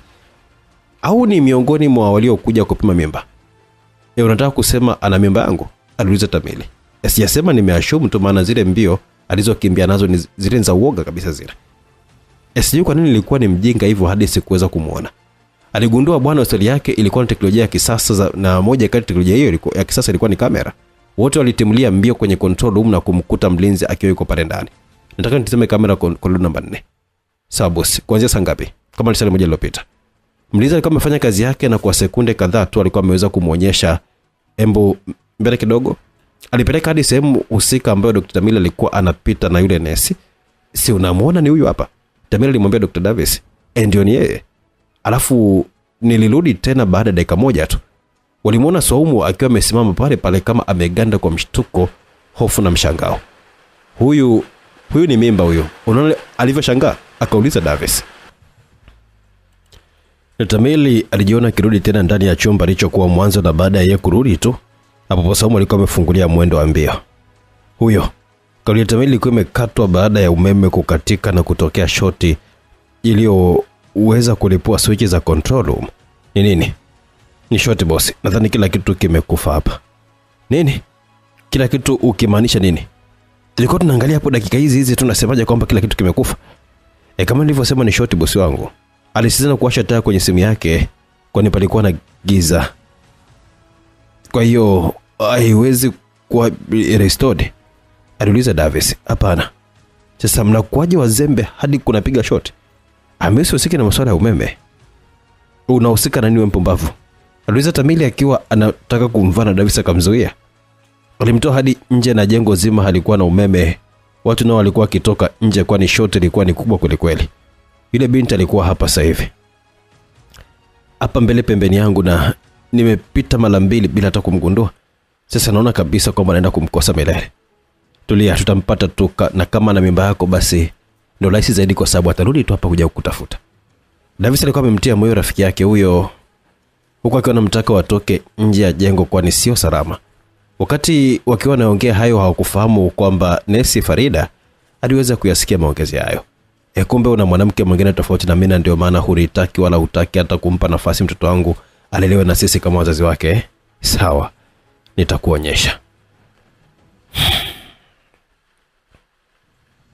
Usiwe hivyo basi, lazima kuna namna ya kumpata tena, wala hata usiwaze ni swala la muda tu. Tunampataje sasa? Tukikaa vizuri tukatuliza akili zetu tutampata tu huyo binti. Lazima kuwe kuna njia tu ya kuweza kumfikia yeye. Sio mzuka kwamba eti hajaacha alama yote nyuma ya kupatikana kwake. Usiku wa siku hiyo Tamili hakuweza kulala kabisa. Alikuwa amebaki akiwa anajigeuza kitandani na mwishowe na kwenda sebuleni kwake ambako alichukua maji ya baridi na kuyanywa, kisha akawa amekalia kochi lake. Alijisogeza na kuvuta simu yake iliyokuwa kwenye kochi. Alitazama na aliona message zaidi ya 10. Alitazama zilikuwa ni message za pesa kutolewa kwenye account. Ametoa pesa tayari. Kama Davis alivyosema, lazima tu nimpate, hatimaye ametoa pesa. Tamila akarudi nyumbani kwake na alichukua simu yake nyingine mezani. Simu hiyo ndio alikuwa anaitumia mara kwa mara. Alizungumza na Davis huko akiwa anamsogeza mwanamke ambaye alikuwa amemlalia kifuani kwake. Davis ametoa pesa. Tunaweza kumpata kupitia location. Ametoa pesa? Ndiyo ametoa. Si nilikwambia ni rahisi sana kumpata. Yaani lazima angeweza kuacha tu chochote kile. Sasa subiri pakuche vizuri alafu tutaanza kufuatilia alitoa kwa ATM gani. Sasa hivi haiwezekani? Haiwezekani ndugu yangu, wewe subiri pakuche. Haya sawa. Alijibu Tamili na alikuwa anataka kuongea tena, ila Davis alikuwa ameshakata simu. Mbona ana haraka hivyo na sijaongea hata nilichokuwa nataka kusema tena? Tamili akakaa kitandani kutabasamu huko akiwa anajikuta akiwa anajitazama tu kwenye kioo. Hivi kinanifurahisha nini sasa? Kwamba nimempenda huyo binti au? Alijihoji Tamili. Ndio, kwa nini nisimpende? Hata mimi ni binadamu na nyama vile vile. Nafsi yake ilikuwa imemjibu na alikubaliana nayo kwamba ni kweli yeye ni binadamu na ana haki ya kupenda. Usingizi haukuweza kukata kwake tu, hata kwa Swaumu usingizi ulipaa. Kila alipokumbuka tukio la Tamili kumpita, Mungu wangu, kwa nini nilikimbia sasa? Labda ningemwambia angeweza kunielewa na huenda mwanangu angepata nafasi ya kumjua babake. Hapana Swaumu, focus na mitihani yako kwanza, ukishamaliza ndo uwaze kuhusiana na hili. Alitoa kitabu na kujifanya anaanza kusoma, lakini alishindwa na alikitupia kitandani. Siwezi bana. Kesho nitarudi tena pale hospitali. Waswahili wanakuambia usiku wa deni au kawai kukucha, basi palikucha, mitihani kafanyika na jioni ikatimu. Saumu akiwa nje ya hospitali ya Tamili Hospital. Alianza kukanyaga ngazi huko akiwa anafikiria. Vipi, uko sawa? Nesi Adela alikuwa amemuuliza baada ya kumwona. Ndio. Umefuata majibu yako kwa sababu jana wala hata hakuna ile kuja kuyachukua. Twende, usiogope. Lakini sijafuata majibu. Twende. Nesi Abdalla alikuwa amemshika mkono na kumkokota hadi ndani. Alimpeleka hadi katika chumba cha Dr. Tamili ambako alikuwa ameacha majibu yake huko na alikuwa amegonga na kuufungua mlango. Dr. Tamili alishtuka kwani wakati huo Nesi Farida alikuwa juu yake akifanya mambo. Tamili aligeuka akiwa anafunga zipi yake huku Nesi Farida akianza kuweka vizuri gauni lake. Samani, aliomba radhi Nesi Adela na hapo kwa mara nyingine tena Saumu aliweza kumwona Tamili ambaye hakumzingatia kutokana na uchafu ambao alikuwa anaufanya ndani ya ofisi yake. Ni malaya, aliongea hayo kwa sauti kubwa. Samani, sikutegemea wewe kuliona hili ila ni malaya mpumbavu mkubwa huyo. Namwambia nimemwambia matako yake tena agongwe na gari na afia hapo hapo. Saumu alikuwa ameongea kwa sauti kubwa na kutoka mbio akikimbia nje ya hospitali ile. Ndio nini sasa hiyo? Alijiuliza Nesi Adela na kumtizama Sheila. Alijiuliza Nesi Adela na kumtizama Saumu aliyekuwa ameshafika mlango mkubwa akiwa anafuta machozi yake. Dr. Tamili alitoka akiwa anamtizama Nesi Adela kwa aibu kidogo. Alienda uani na kujiuliza ni ujinga gani alikuwa ameweza kufanya tena na Nesi Farida. Kwa nini Tamili unarudi kule ulipokonyaga mwanzo? Tamili alikuwa amejilaumu bila kujua ya kwamba alikuwa anapaswa kujilaumu zaidi kwani Saumu alimeshaliona lile alilokuwa kilifanya. Alirudi akiwa ameweka mikono yake nyuma huku akiwa anamfuata Nesi Adela aliyemkata jicho la juu kwa juu. Aliketi na Nesi Farida alikuwa amekaa naye kwenye kiti. Alijikoza kidogo kwa anamtazama Nesi Adela. Samani, hukupaswa kuona lile. Ebola ningeshia kuliona mimi tu, ila ameona hadi mmoja kati ya wagonjwa wetu. Dr. Tamili, unataka kuiua hii hospitali kwa starehe za dakika chache tu? Hapana, sitarajia kufanya hivyo pia. Sijui hata imekuwaje yani. Hiyo sio excuse. Ni kweli wewe ndo msimamizi wa hapa lakini haikupi wewe mamlaka ya kuweza kuichafua hospitali ambayo babako ameijenga kwa machozi na nguvu zake zote. Naelewa Nesi Adela, naomba unistili na hapa kabisa haitakuja jirudia tena. Umeipambania hospitali kutoka kwa watu wazito kwa kufanya kazi kwa juhudi na kuonyesha weledi, lakini nini kile ambacho nakifanya sasa? Hivyo ingekuwa ni mmoja kati ya board members ameona tukio hili, unadhani kwamba kikwaje? Nesi, alita Nesi Farida. Wewe funga mdomo lako mpumbavu mkubwa wewe. Siongee na mwanamke dhalili kama wewe. Nesi Adela, kama nilivyosema nisamee mimi. Sitarudia tena na hapa naomba tu nistiri kwa hili. Na ushukuru Mungu ni mwanamke wako ambaye amekuona tena na kupa na ujumbe wako kabisa yani. Ni malaya. Alishangaa Dr. Tamili anaambiwa nini? Ni malaya mpumbavu mkubwa huyo. Namwambie nimemwambia matako yake tena gongwe na gari afia hapo hapo. Aliyewaona amenipa ujumbe wa Tamili. Amesema mimi ni malaya? Akauliza Dr. Tamili. Tamili alikuwa amejiuliza na mwisho akamuuliza anaonekanaje? Ni katoto kana kama miaka 19. Yaani na unatia aibu kutembea hadi na watoto. Miaka 19 ni Saumu yuko wapi? Na kwake ameshafika. Na najiuliza kama mimba ya mapacha alionao na kwake ameshafika. Na najiuliza kama mimba ya mapacha alionao ni wa kwako. Basi amekula sana moja kwa moja. Tamila kainuka na mbio kukimbilia huko nje. Unamwangalia nani na wewe kwa jicho lako la kipumbavu hivyo? Yaani wewe binti mimi sikupendi kabisa yani. Nitakuonyesha wewe kizee. Una kipi cha kuonyesha ambacho sijawahi kukiona chini ya jua hili wewe? Una kipi cha kuonyesha ambacho sijawahi kukiona chini ya jua hili wewe? Upande mwingine wa simulizi. Nini jamani wewe? Alioji Madam Khadija akiwa anamnyang'anya Saumu boksi la majani ya chai lilokuwa akimimina kwenye sufuria. Nataka kutoa hii mimba, sitaki uchafu ndani yangu. Aliyekwambia watoto ni uchafu nani? Aliuliza Madam Khadija na kuzima jiko kisha akamemtoa jikoni Saumu ambaye alilia mfululizo. Aya lia hadi ukiishe alafu niambie shida nini. Aya lia hadi kiisha alafu niambie shida nini. Upande mwingine wa simulizi yetu. Nimelikoroga mwanangu. Nini tena? Saumu kaja leo ofisini kwangu, bahati mbaya sasa nilikuwa niko ndani na Farida. Nini sasa? Kakimbia tena? Mbona mimi sikuelewi kwani kuwa ndani na Farida ndo nini? Nilikuwa nimemkunja. Wewe ni lafa kweli yani. Yaani umerudi kufanya huo upumbavu na yule binti ndani ya ofisi yako tena? Hivyo umelogwe? Aliuliza Davis na kukata simu yake maana kama vile anaambiwa ujinga tu. Jamani. Hivyo sio Davis kweli? Umeenda hospitali gani wewe? Saumu alimeza mate baada ya kusikia jina la Davis na kumdanganya. Sio tena itwaje? unaendaje hospitali ambazo hujui majina yake? Davis unamjua? Huyo mjinga ndo mume wangu. Mume wako? Mbona umehoji kwa kushtuka hivyo? Ni yeye? Hapana, sio yeye. Usingeshtuka hivyo kama sio yeye. Niambie ni yeye, si ndio? Hapana. Sawa, nampigia simu aje hapa.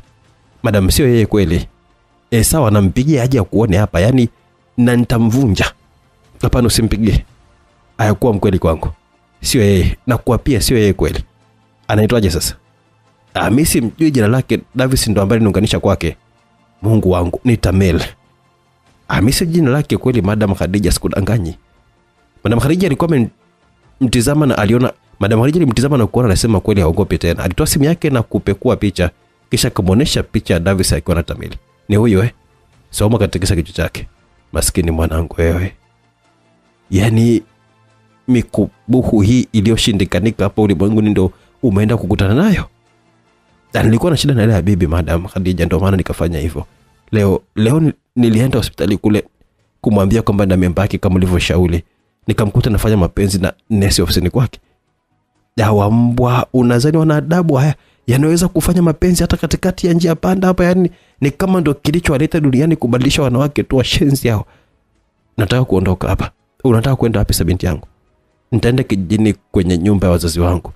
Tafadhali sitaki umwambie Davis au Tamili chochote kile. Nitamlea mwanangu mwenyewe. Jamani. Madam Khadija alimvuta Saumu na kumkumbatia akiwa anamfariji. Msikilizaji,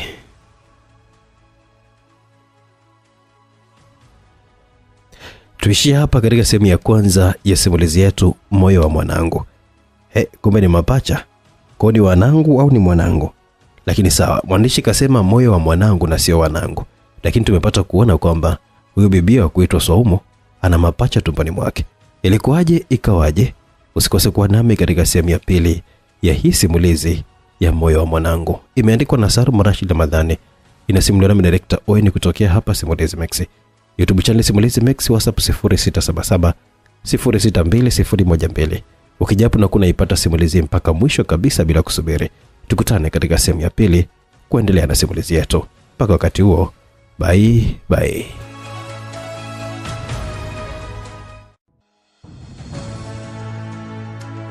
Karibu msikilizaji katika sehemu ya pili simulizi Moyo wa Mwanangu. Katika sehemu iliyopita tulikuwa tumeishia pale ambapo bidada Saumu alikuwa anaongea na mwalimu wake Khadija. Na akajaribu kumuuliza kwamba alikuwa amekuta nani katika hospitali ipi. Akamuuliza kwamba inawezekana huyo ambaye umekutana ni Davis. Mimi sijui jina lake kweli kabisa Madam Khadija, sikudanganyi. Madam Khadija alikuwa ametazama na aliona anasema ukweli, haongopi tena. Akatoa simu yake na kupekua picha. Kisha akamuonesha picha ya Davis akiwa na Tamel. Ni huyo. Soma katikisa kichwa chake. Maskini mwanangu wewe. Yani hii mikubuhu iliyoshindikana hapa ulimwenguni ndio ambao umeenda kukutana nayo. Na nilikuwa na shida na ile ya bibi Madam Khadija, ndio maana nikafanya hivyo. Leo nienda hospitali kule na kumwambia kwamba nina mimba kama nilivyokuwa nishauri. Nimemkuta akiwa anafanya mapenzi na nesi ofisini kwake.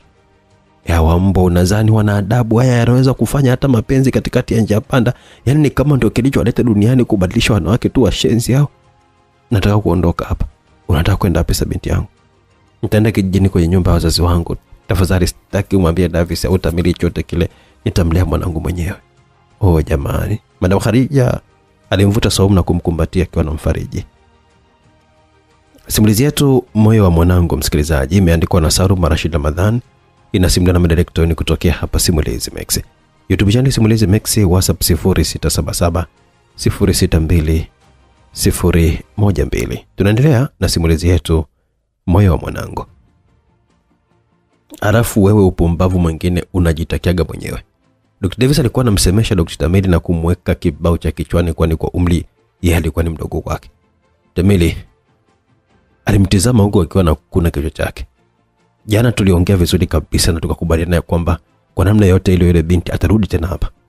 Leo ulikuwa unafanya upumbavu gani? Zipu yako haifungi au? Ana watoto wangu eti. Nesi Adela amesema kwamba na mimba watoto mapacha. Hapo ndo habari imeishia hapo. Watoto gani tena mapacha? Kwamba atakutunzia hiyo mimba tena kwa upumbavu wako? Yeye mwenyewe mtoto wa shule muda wote ule akigundulika yule anafukuzwa. Sasa nisikia kupoteza shule kwa baba mpumbavu kama wewe. Sasa hapo kwenye shule ndo tunaweza kumtafuta kupitia sare ya shuleni kwao. Davison kama mtizama na kufyonza tu.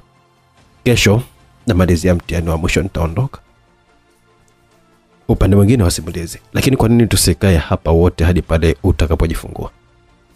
Madam Khadija, umenisaidia sana, na kama nitabaki hapa kwako nitaonekanika ni mjamzito, basi nitakuharibia kazi yako, wataona kwamba ulikuwa umelificha hili. Madam Khadija alikuwa mehema. Alichokuwa nakisema Saumu ni kweli, ukweli mtupu. Abadilike hadi kufunga ndoa feki kwa ajili ya kazi yake tu. Sawa basi, unipe ruhusa japo nikuwekee tu mtu atakayekuwa karibu naye popote pale uenda hapo. Hapana. Hapo sitakupa nafasi ya kukataa tena. Nasisitiza hilo Saumu. Huna mtu tena katika dunia hii. Nataka unichukulie mimi kama mamako au anti yako au dadako au rafiki yako popote pale unapokuona utakapotaka kuniweka. Kwa hiyo hili hatutaweza kujadili tena. Sawa, alikubali Saumu na kushukuru. Nesi Adela muda wa kutoka alikabidhi bahasha kwa moja kati ya watu wa mapokezi na kuondoka zake akitaka bahasha hiyo apewe Dr. Tamili pindi atakapokuwa amekuja ofisini.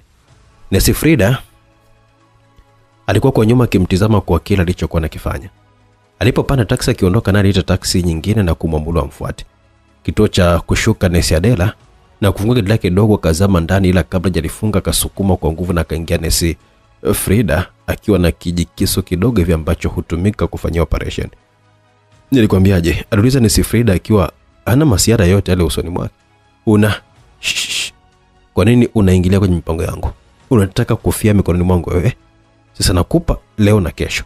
Nataka ukamwambia Dr. Tamili kwamba yale uliokuwa umeyasema ni ya uongo. Hakuna yote ambaye alituona tofauti na wewe, na hakuna binti mwenye mimba. Binti. Hivi unajua hivyo visu mimi nimevishika kwa miaka mingapi? Nesi Adela alimuuliza na kumgusa tumboni. Nesi Farida alitizama chini na bastola ndio ilikuwa tumboni mwake.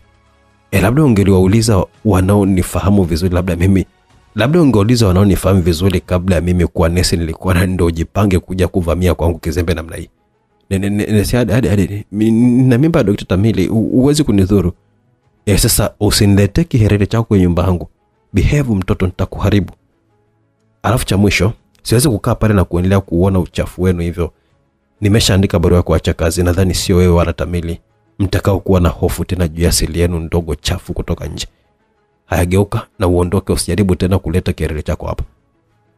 Nesi Frida aligeuka na kutoka haraka tena akitimua mbio kweli kweli. Mjukuu wangu Khadija alikuwa na akili sana kunipa hili toi kwa ajili ya kuwatishia wezi. Kumbe hata wenye tabia mbaya wanatishika. Alicheka kisha kama rudisha toi lake ndani ya kipochi na kuondoka. Sikutegemea kukuona hapa tena leo, aliambia Madam Khadija na mkuu wa shule. Jana ndo ilikuwa mwisho. Nilizani labda kuna kitu ambacho kitakuwa hakipo sawa kutoka kwenye maabara niliyoandalia kwa ajili ya practical. Hupaswi kuwa hapa Madam Khadija. Tafadhali nenda, watoto watafanya mtihani kama ulivyowafundisha. Sawa, hata hivyo niko hapa kwa ajili ya Saumu, si unajua hali yake sio nzuri. Tafadhali ondoka, alisisitizwa Madam Khadija ambaye hapo simu yake iliita. Alitoa pumzi nje kwa hasira na kurudi ndani ya gari lake. Unasemaje wewe mjalana? Alianza kwa kauli hiyo baada ya kupokea simu yake. Davis alikuwa ametizama simu yake na kujiuliza kama amempigia mtu sahihi. Mke wangu, wewe si hapo mke gani? Tena bora umepiga, maana nataka talaka zangu yani zote 3 kwa mkupuo baba nahitaji. Kumetokea nini tena? Kwa nini unaongea hivyo leo? Akauliza Davis akiwa na shanga. Kimetokea hicho kilichotokea, fanya tukutane kwa hadhi pale, nataka talaka zangu zote. Alisita Madam Khadija na kukata simu. Kuna kitu hakipo sawa hapa. Kitu gani? Akauliza Dr. Tamili. Aidha ana mwanaume anayempagawisha au nimepiga tukio lilomkera. Kwa nini nimekipitisha wapi na wapi jamani? Alibaka anajiuliza Dr. Davis. Ulisema unampigia ili kumuuliza Salem, mbona hujamuuliza chochote kile? Wewe mtu amewaka anataka talaka, hiyo Salem namuulizia wapi? Aliulizwa Dr. Tamili. Kwa hiyo subiri atulize mizuka yake nitampigia tena. Vipi kama Saumu akitoa mimba sasa? Sasa hapo ndo tunafanyaje? Siwezi kumuuliza sasa hivi, nitatukaniwa mimi hadi mamangu aliyefariki tu aliponizaa mimi. Subiri kisha chake kipoe. Au ngoja tukamuulize bibi yake Nesi Adela. Nesi Adela ni bibi yake? Acha basi, na maana kwamba siku ya ndoa hukumuona? Hapana. Basi na ni mawenge yako tu, au kwa vile ulivaa kanzu na kilemba ukawa huwaoni watu vizuri. Saa ile David akaanza kumkumbusha Dr. Meili huku wakishuka ndani ya gari. Walifika hadi mapokezi kwa ajili ya kusaini na walipewa barua. Hii ni yako, Nesi Adela aliacha kuanzia jana. Dr. Meili alikuwa amemtazama Dr. Davis na kufungua ile barua. Ameacha kazi. Alimwambia Dr. Davis alikuwa amechukua ile barua, akitizama na yeye akiona jithibitishia kama ni kweli. Kuna kitu hakipo sawa hapa, haiwezekani kabisa Hadija atake talaka huko bibi yake na aache kazi. Mimba ya Tamili. Unataka kusema kwamba ni yule binti wa jana aliyekuja hospitali? Ulimwona? Ndio mimi nilimhudumia, na hata huyo nesi aliyemuongelea hapa ni mimi. Sasa bibi, tunamsaidiaje huyo binti? Tunamsaidiaje? Kwa nini unauliza swali kama hilo? Huyo binti ni mjukuu wangu na amebeba uzao wa Tamili. Baba na mama yake Tamili walikuwa ni kama wanangu na niliwapenda sana. Walimfanyia pia mama yako operation pasina kunichaji chochote kile. Hata nyumba ninayoishi nilipewa na wazazi wake Tamili. Sasa ni wakati wa mimi kurudisha fadhila zao kwa wajukuu wao. Kwa hiyo nitaenda na Swaumu popote atakapokuwa anataka, na nitahakikisha watoto wake wanakuwa salama siku zote nitakapokuwa duniani. Asante sana bibi yangu. Ila naomba nikuombe kitu.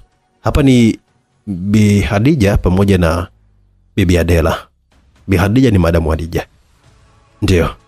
Tamili na Davis wasifahamu chochote kile. Wala usiwe na hofu, kwa sababu nimeshaacha kazi na hapa leo nilikuwa na safari ya kuja kwako ni kuage ya kwamba naenda kijini, kwa hiyo umeniwahi tu. Asante sana bibi yangu. Tamili, tumeshasubiri zaidi ya masaa 5 ndugu yangu. Huyu bibi anaweza akachelewa zaidi, kwani Tamili, tumeshasubiri zaidi ya masaa 5 ndugu yangu. Huyu bibi anaweza akachelewa zaidi, kwani tusiende kwanza tukale? Huu ni upande wa Davis na Tamili. Twende kwa mke wako. Hadija? Ndio. Huyo leo amechafuka hatari. Hutamweza kwa maneno yake, tumsubiri hadi kesho. Basi utabaki hapa hadi pale Nesi Adela atakapokuwa amekuja na atuambie kwa nini kaacha kazi. Davis alipiga mahesabu na aliona bora waende huko kwa Hadija, huenda akapata japo chakula. Walifika na kuingia ndani. Wakati huo bibi alikuwa yuko ndani akizungumza na Swaumu kwa utulivu. Madam Hadija aliwahi kwa sauti ili Swaumu na bibi, yani ambaye ni Nesi Adela, waweze kutambua ya kwamba kuna uwepo wa watu wengine pale ndani. Mke wangu, nimekuja na mgeni, lakini si vyema kutopokea kwa maneno hayo makali. Mgeni au malaya mwenzio? Mnataka nini kwangu? Hadija, wewe ishia huko, usinisogelee. Hiyo suruali yako inayokushinda kufunga zipo, kazi yako kupanda tu watu kila saa kama makondoo na mengine yanawapanda hadi ya ofisini kwao. Sijawahi kabisa kukutana na wanaume wachafu kama nyie. Mpaka hapo Davis na Tamili walikuwa wameshaelewa tukio la Tamili kukutwa na Nesi Frida ofisini kwake ilikuwa limeshamfikia Hadija, japo hawakufahamu limemfikiaje. Wao waliamini kwamba alipata kutoka bibi yake. Lakini huna haja ya kuanza kutuhukumu kwa hilo. Sisi tumekuja hapa kwa amani kabisa. Sitaki amani ndani ya nyumba yangu. Wewe si nilikwambia kabisa tukutane mahakamani, mahakama ya kadhi, unipe taraka zangu wewe, au? Saa 11 hii jioni hujaja, alafu unajileta hapa kwangu sasa hivi. Hashem, samani kama tumekuja bila taarifa na kukuharibia mipango yako, lakini lipo jambo liloweza kutuleta hapa. Kama hautoje, tafadhali nilikuwa naomba tukae chini tuzungumze kidogo, tafadhali shemeji yangu. Mtaki kutizama unavyoongea kwa adabu, hawezi kujua kabisa kama una uhuni wa kuinamisha wafanyakazi wako ofisini kwako. Davis akaanza kuongea na Tamila kama mtuliza kwa kumshika mkono. Tunaweza kuzungumza shemeji yangu Hadija? Je, kaeni hapo na kuja. Hadija aliingia ndani akiwa na juisi 2 mkononi, na hata alishindwa kujiuliza zile juisi ni za kina nani. Yaani Nesi Adela. Sabali zako na za Nesi Frida zimefikaje huko? Alafu mbona Hadija amewaka sana kama vile wewe ndio mume wake, yani umepiga hilo tukio? Madam Hadija alirudi na kukaa. Haya, semeni nyewe wakosa adabu. Kuna binti mmoja wa shule tunamtafuta anaitwa Swaumu. Davis hapa anasema kwamba Sara aliyovani ya shule ni kwenu, kwa hiyo nimekuja kuulizia kama unamfahamu binti yoyote ambaye anaitwa Swaumu. Kwa hiyo umemalizana na wafanyakazi wenu, sasa mnaanza kugusa mali za serikali. Maana yake sio hiyo, lakini Davis aliingilia kati. Haya, mkalimani tafsiri, alijibu Madam Hadija. Hebu kama mna mpya ondokeni hapa kwangu. Yaani mnaniteki chefu tu, na wewe wakili wangu atakuja kuzungumza na wewe. Nataka talaka yangu mimi, ili wewe na wewe uwe huru kuinamisha kwenye ofisi yako. Aila Hadija, ungemsikiliza Tamili kidogo, ana shida eti. Na mimi sina msikiti wala kanisa hapa. Pia sio kituo cha polisi. Kama unamtafuta mtu, hizo ndio sehemu za kuelekea. Shemeji yangu, namtafuta Swaumu, kama unamfahamu tafadhali, hebu nakuomba sana uniambie. Simjui Swaumu wala Ramadhani. Ila pia shuleni kwetu hakuna mtu mwenye jina kama hilo. Umeridhika? Ni kabiti fulani vikadogodogo tu keupe, kana nywele kama za Kiarabu hivi, alafu ana kaumbo ka wastani. Nikisema simjui unanielewa? Nakupa muonekano kwa sababu hatuna uhakika kama jina lake ni Swaumu, ila nina uhakika ni wa shuleni kwenu. Hii sare nilishawahi kuiona nilipokuwa nimekufuata shuleni kule. Alisema Davis. Hivi mnatoka kwangu au nipige simu polisi waje watoe? Shemeji, mbona kama kuna kitu ambacho nakijua alafu nakificha? Tafadhali, mbona nataka kurekebisha nilipokosea, naomba nipe hiyo nafasi. Sijui niseme nini ile shemeji yangu. Simfahamu huyo binti wala hata hatuna jina kama hilo shuleni kwetu. Labda nikiongea utaratibu na kwa utulivu mnaweza kuwa mnanielewa sasa, si ndio? Ndio, alijibu Tamili japo kwa kutokuridhishwa. Kwa kuwa nimeshawajibu sasa, tafadhali naomba mwende, nataka kwenda kuoga na wewe jiandae kukutana na wakili wangu kesho.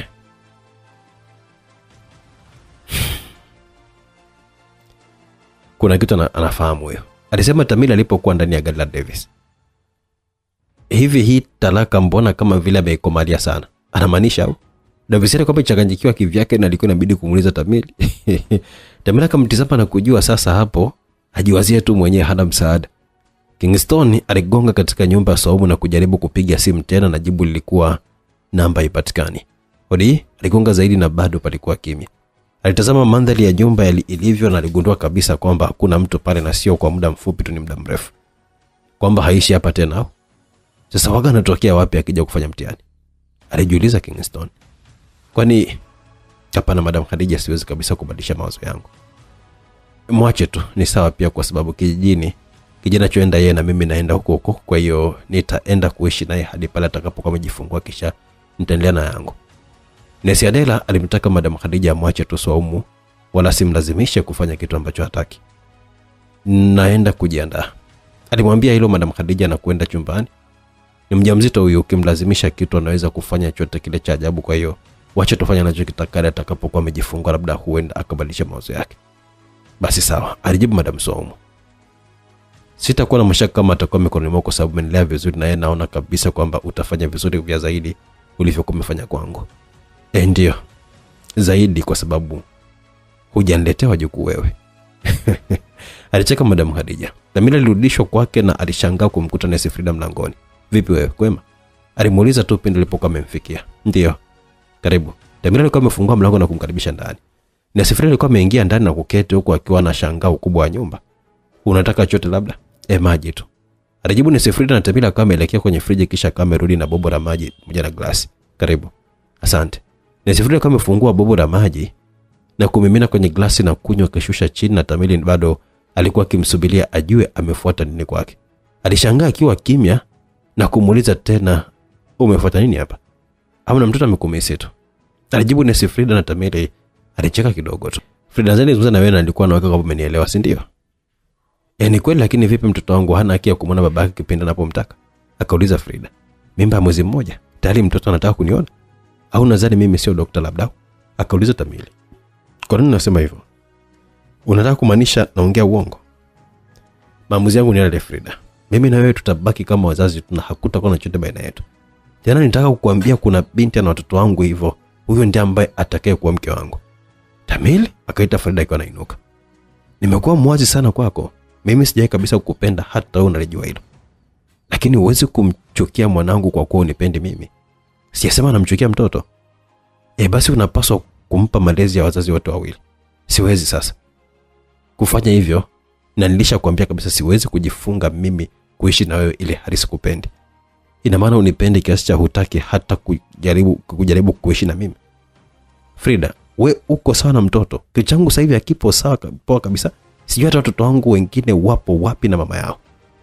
Kwa hiyo hao ndo wana haki kuliko mwanangu? Akauliza Frida ikiwa anafoka. Frida, embo acha usijipe pressure namna hiyo. Hupaswi kabisa kwa hivyo na hali yako. Ila huyo mwanamke mwingine ndo ambaye anapaswa kwa hivi. Frida, we uko hapa na nakuona na jinsi ulivyo na mtoto wangu. Lakini kuna huyo binti mwenye miaka 18 na watoto wangu kwenye tumbo lake, sijui anakula nini, anaishi wapi, kibaya zaidi Nilimpa kadi yenye fedha na hajawahi kutoa hata senti, tofauti na wewe ambaye kila saa unatoa pesa kwenye kadi. Frida alimeza mate yake. Lakini natoa pesa kwa ajili ya maandalizi ya mtoto wetu. Na ndio maana sina shaka na wewe, mimi nina mashaka na huyo mwanafunzi. Vipi kama akitoa mimba? Anaishije kwa liko na wanangu? Kwani naitwa nani? Aliuliza Frida. Swaumu. Japo sijui kama jina ndo hilo la kweli au vipi. Alikuja swali pale akupima na hakuna jina la Swaumu bali Aisha. Anasoma wapi? Sijui. Alijibu Tamila akiwa anakaa kwenye sofa. Frida akamsogelea na kumshika mkono. Natamani nikusaidie. Unaweza kuniambia zaidi kuhusu yeye? Siwezi. Sijui chochote kile zaidi ya hivyo vichache nilivyokuambia hapa. Wewe unajua kama ni mwanafunzi? Aliulizwa tena Tamila akiwa anapelelezwa na Frida.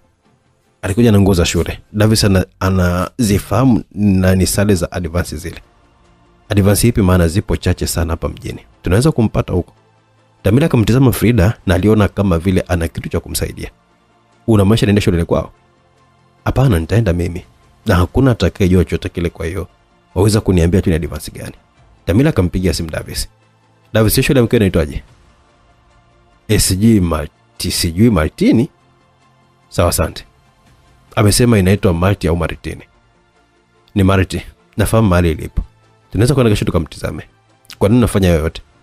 Kwa sababu sitaki mwanangu azaliwe bila kuwafahamu ndugu zake. Tamila katabasamu na kumwambia, nashukuru kwa kunielewa. Nashukuru sana Frida, umekuwa mwanamke mwenye akili na muelewa sana. Frida alimkumbatia Tamila huko kwa nyuma, alionyesha sura yake halisi iliyokuwa imejaa chuki na hasira za hatari. Palipambazuka asubuhi na Swaumu alikuwa ameshafunga safari akiongozana na Nesi Adela, huku Madam Khadija akiwaga stand. Gari likaondoka mjini na kuelekea kijiji ambacho ndicho walichozaliwa wazazi wake wote wawili na Swaumu. Naye Nesi Frida aliamkia kutapika asubuhi. Kwa nini, kimetokea nini? Ni morning sickness tu, ila nitakuwa sawa, alijibu Nesi Frida ambaye alikuwa ameomba alale kwa Tamili ili asubuhi waweze kwenda kumtafuta Swaumu kwa pamoja. Ila hilo halikuwa lengo kabisa, na lengo lake lilikuwa ni kuweka vikwazo kwa Tamili asiweze kumpata Swaumu wa mwanzo kabla yake yeye. Wewe niache tu uende, alisisitiza kinafiki Frida ambaye alimeza vidonge vya kujitapisha tu. Hapana, siwezi kukuacha wewe ukiwa na hali. Utanisubiri hapa, ngoja nikakuletea drip utahitaji. Lakini vipi kuhusu Swaumu na watoto wake? Hupaswi kuwapoteza. Sipaswi kumpoteza pia, huyu naye ni mwanangu. Asante kwa kumjali mwanangu Tamili, na unisamehe kwa udhaifu wangu. Hapana, una udhaifu wote Frida. Tulia hapa, panakuja. Tamila kaondoka na kumwacha Frida ambaye alikuwa amempumzisha kitandani. Frida aliamka kutoka kitandani akishika tumbo lake, kwani alishaanza kuhisi maumivu sasa. Halo, uko wapi? Ndio nahangaika na karibia hapa kwenye hiyo shule ulioniagiza. Yaani muda wote huo ndo unafika muda huu? Irene aliulizwa.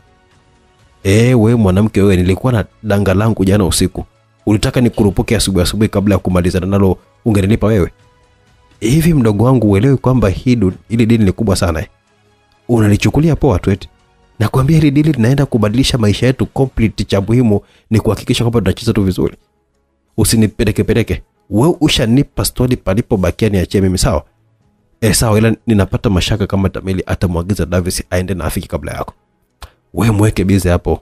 Huyo nitakaye kukutana naye huko nitamalizana naye. Irene alikuwa amemtaka ndugu yake atulie, na huyo alikuwa ni dada mkubwa wa Frida, wakiwa na maisha yao ni mission town, wapo popote pale kambi. Cha muhimu hela tu, na haikuwa hivyo kwao tu bali hata kama mama yao mzazi. Huyu mwanamke alimaanisha alipokuwa amesema talaka? Aliuliza Davis baada ya kufungua mlango asubuhi ile ya saa 3 na kukutana na barua kutoka kwa mwanasheria wa Madam Khadija. Alimpigia simu Khadija. Halo. Nadhani umeshapokea ujumbe wako sasa, ndio? Hivi umempata nani yule ambaye aliyekugeuza dondocha?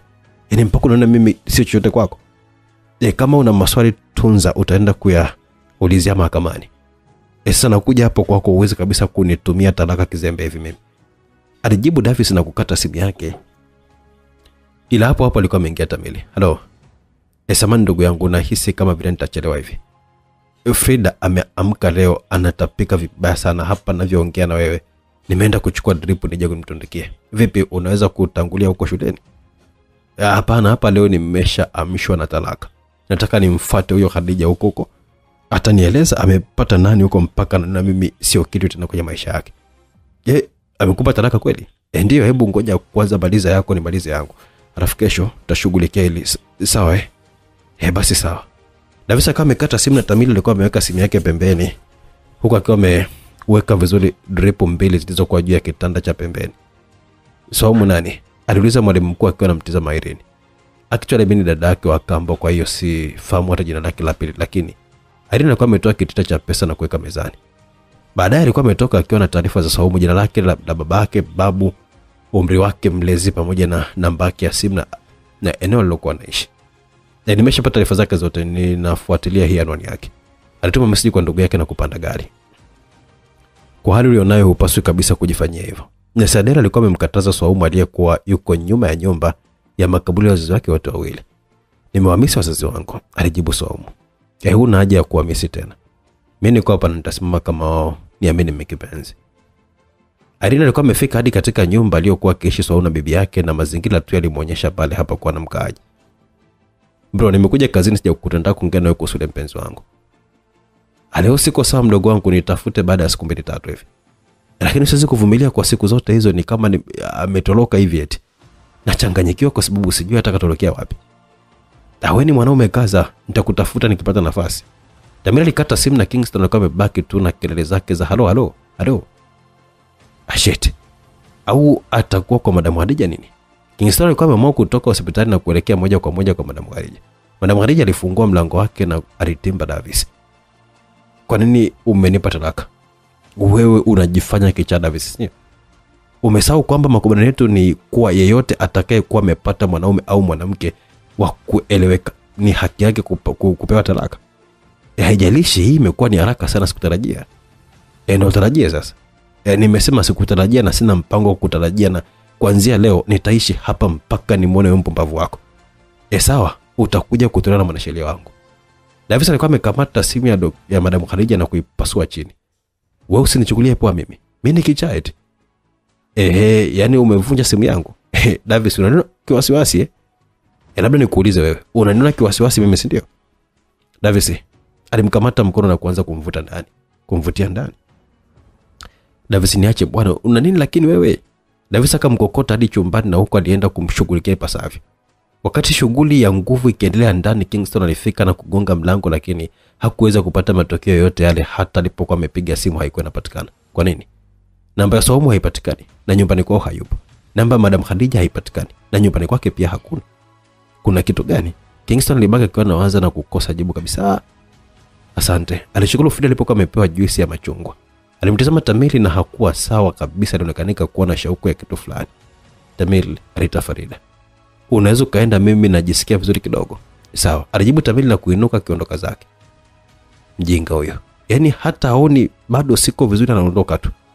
Frida alirusha ile glasi yenye juisi kwa hasira na kumpigia Irene. Vipi, ushampata huyo maraya mdogo? Hayupo, na inaonekana hajaishi hapo kwake kwa muda mrefu sana. Alafu nini tena? Yaani umeishi hapo pa Irene?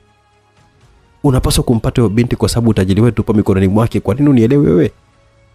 Wewe ulitaka nifanyaje? Jamani, hayupo hapo kwake. Hiyo haikutosha Irene. Unapaswa ulibebe ile jambo kama lako. Jua na kupambania wewe na mama hapa. Kama unahisi sijafanya sahihi, sasa amka wewe ukafanya sahihi. Alijibu Irene na kukata simu. Sema kimeumana.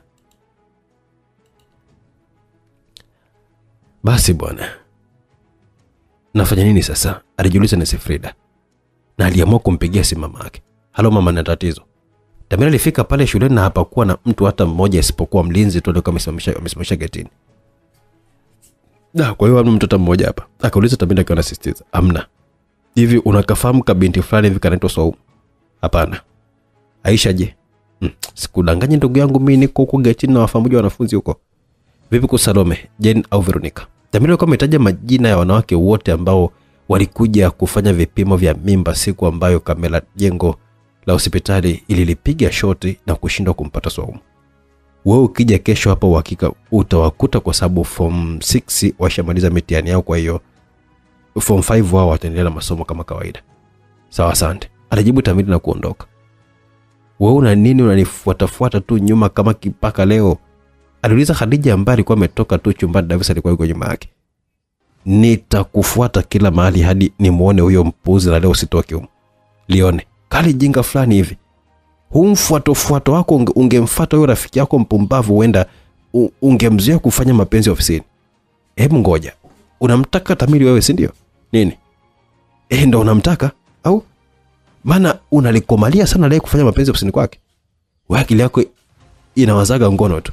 Huna jipya la kuwaza kwenye hicho kitu chako wewe. Na ndio maana hujaona haya hata kumuuza mtoto wa shule kwa huyo mzinifu mwenzio. Unamfahamu hiyo binti, si ndio? Aliuliza Davis. Simjui. Alijibu Madam Khadija na kwenda kuokota simu yake kisha akawa amekaa kwenye kochi. Davis akamfuata na kukaa pembeni yake. Hivi umeona kitu ulichokifanyia simu yangu?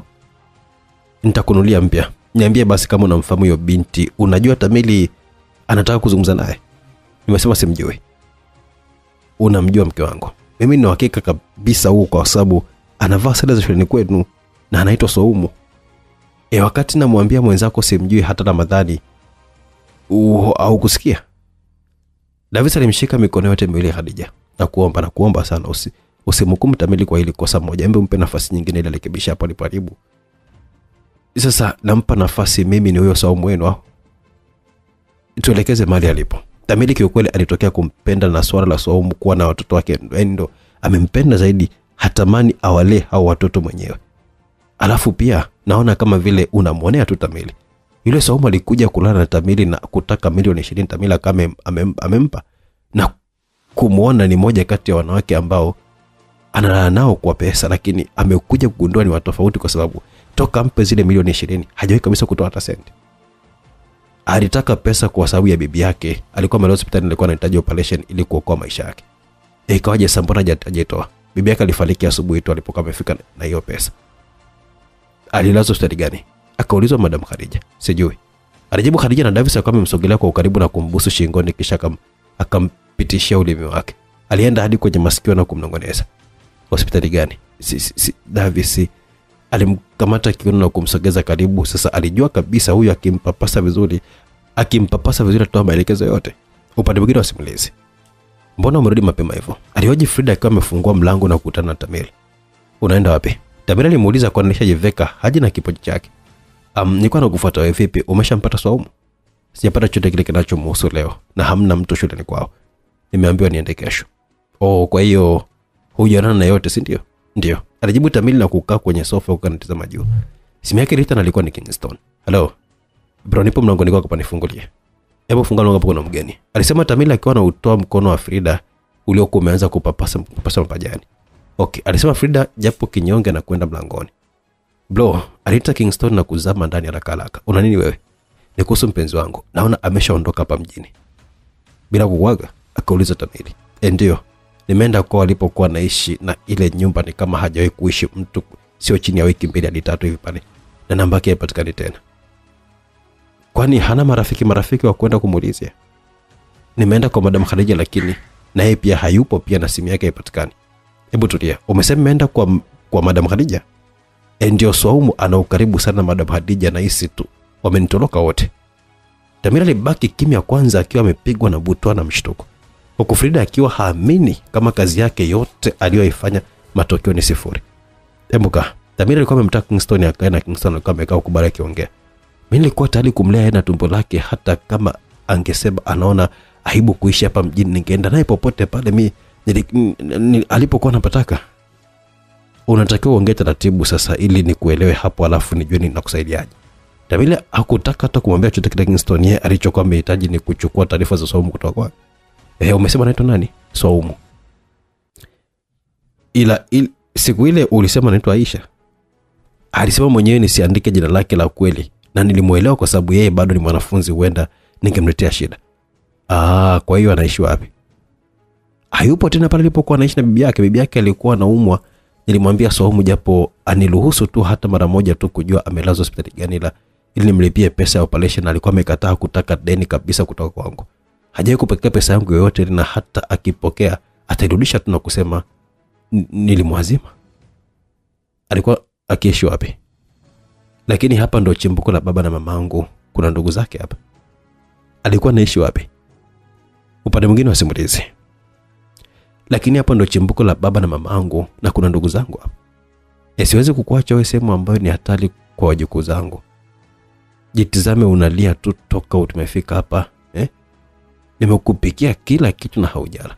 Tunaondoka hapa na hii ni kwa usalama wa watoto wako. Watoto wangu? Ndio na mapacha, alijibu Nesi Adela. Lakini mimba yangu ni ndogo, haiwezekani kuonyesha hilo. Inawezekana kwa kutizama tu flow ya damu.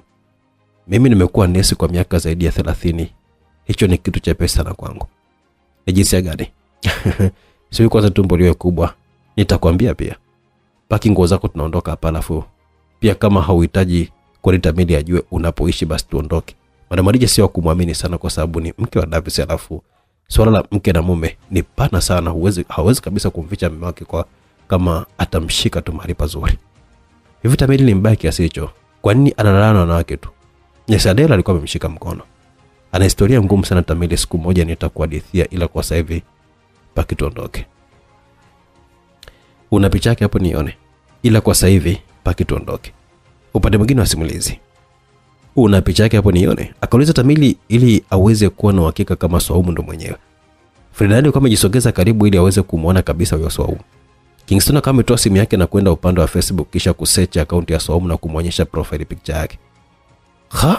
Alishangaa Tamili baada ya kumuona Swaumu akiwa na bibi yake, kwani huyo bibi alikuwa ni moja kati ya wagonjwa wake pale hospitali, na alipowahi kupiga naye story mbili tatu basi alishawahi kumwambia anamjua anaitwa Swaumu na hataki ambiwe kwamba ugonjwa alionao hauwezi kupona, hivyo anasubiri tu siku ya kufa kwake.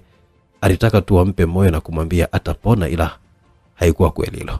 Huyu Nesifrida kama amechukua ile simu akimtizama na kumuuliza Tamili, huyu si ni yule bibi ambaye alikuwa kiugua hospitalini kwetu? Alikuwa hospitalini kwenu? Ina maana kwamba mnamfahamu? Ndio, alikuwa na cancer stage ya mwisho kabisa, ila alisema tumdanganye mjukuu wake kwamba anaumwa na figo na operation itahitaji milioni 20, ila hakuwa na uwezo wa kupona kabisa yani, alisema Tamili.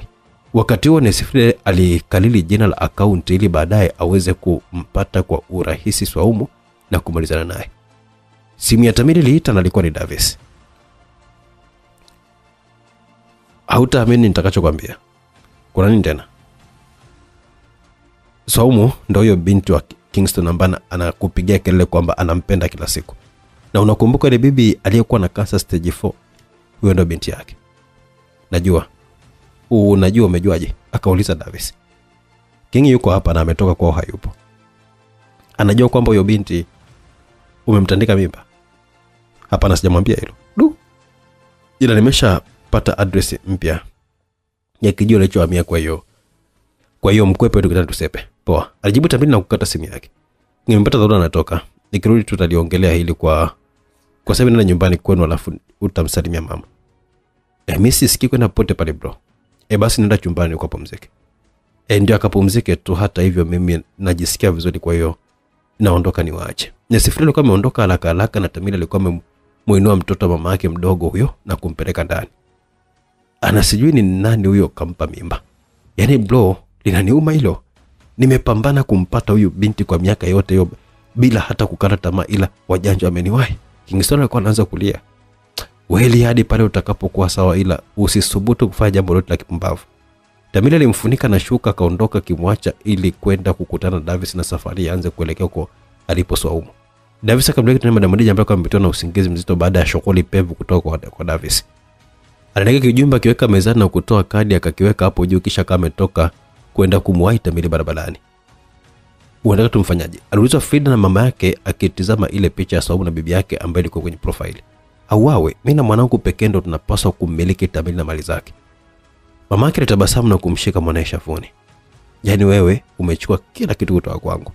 Alimpatia mwanamke amekaa naye mbele ya gari na alikuwa na matatu mwili mzima huku akiwa ameweka vipini kwenye nyusi zake.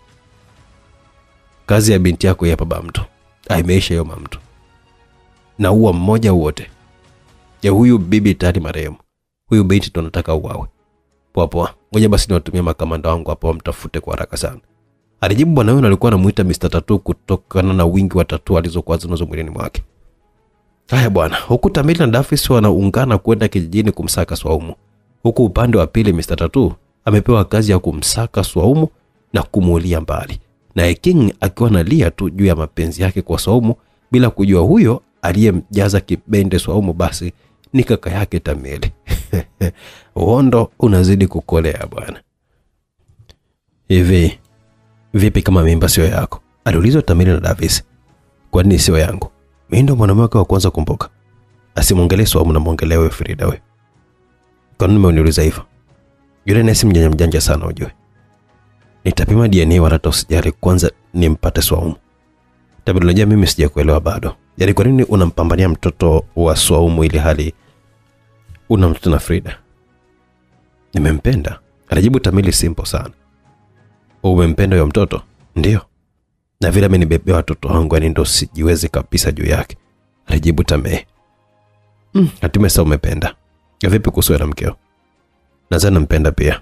Hapana, sidhani ni kwamba nampenda huyu mwanamke na kuanzia leo simruhusu alale na yoyote yule. Yaani mwisho na akome. Na vipi kuhusu wewe, hutalala na yoyote? Yaani mimi jana ndo mwisho. Sisubiri tena, naweza kumpoteza huyu mwanamke kwa ujinga wangu tu hivi hivi eti. Safari yao ilikolea ikiwa na mazungumzo ya hapa na pale. Khadija naye alikuwa ameamka akiwa anampigia simu bibi yake na kumwambia kitu gani kimetokea. Yaani mimi sina akili, mpumbavu kabisa mimi. Alalamika huko anazidi kupiga simu kwa kutumia simu yake ndogo aliyokuwa amehamisha line kutoka kwenye simu yake kubwa ambayo ilikuwa imepasuliwa. Nimesahau simu yangu. Alisema Nesi Adela wakiwa katikati ya safari na Swaumu. Tunafanyaje sasa? Achana na haina umuhimu vile vile. Alikuwa amejibu Nesi Adela. Tamini Davis alikuwa amefika wa kwanza lakini walikaribishwa na kufuli mlangoni. Hodi? Swaumu? Sasa ndugu yangu wani kufuli yao? Hata kama umetoka kidogo tuwasubiri. Karibuni jamani. Walikaribishwa na jirani wa nyumba ya pili. Samani tumewafuata wenyeji wa hapa wako wapi? Yaani nimepishana nao kama masaa mawili tu hivi wamehama. Wamehama? Akauliza Tamili. Ndio. Davis akashika kichwa chake. Wamehamia wapi? Akauliza Tamili.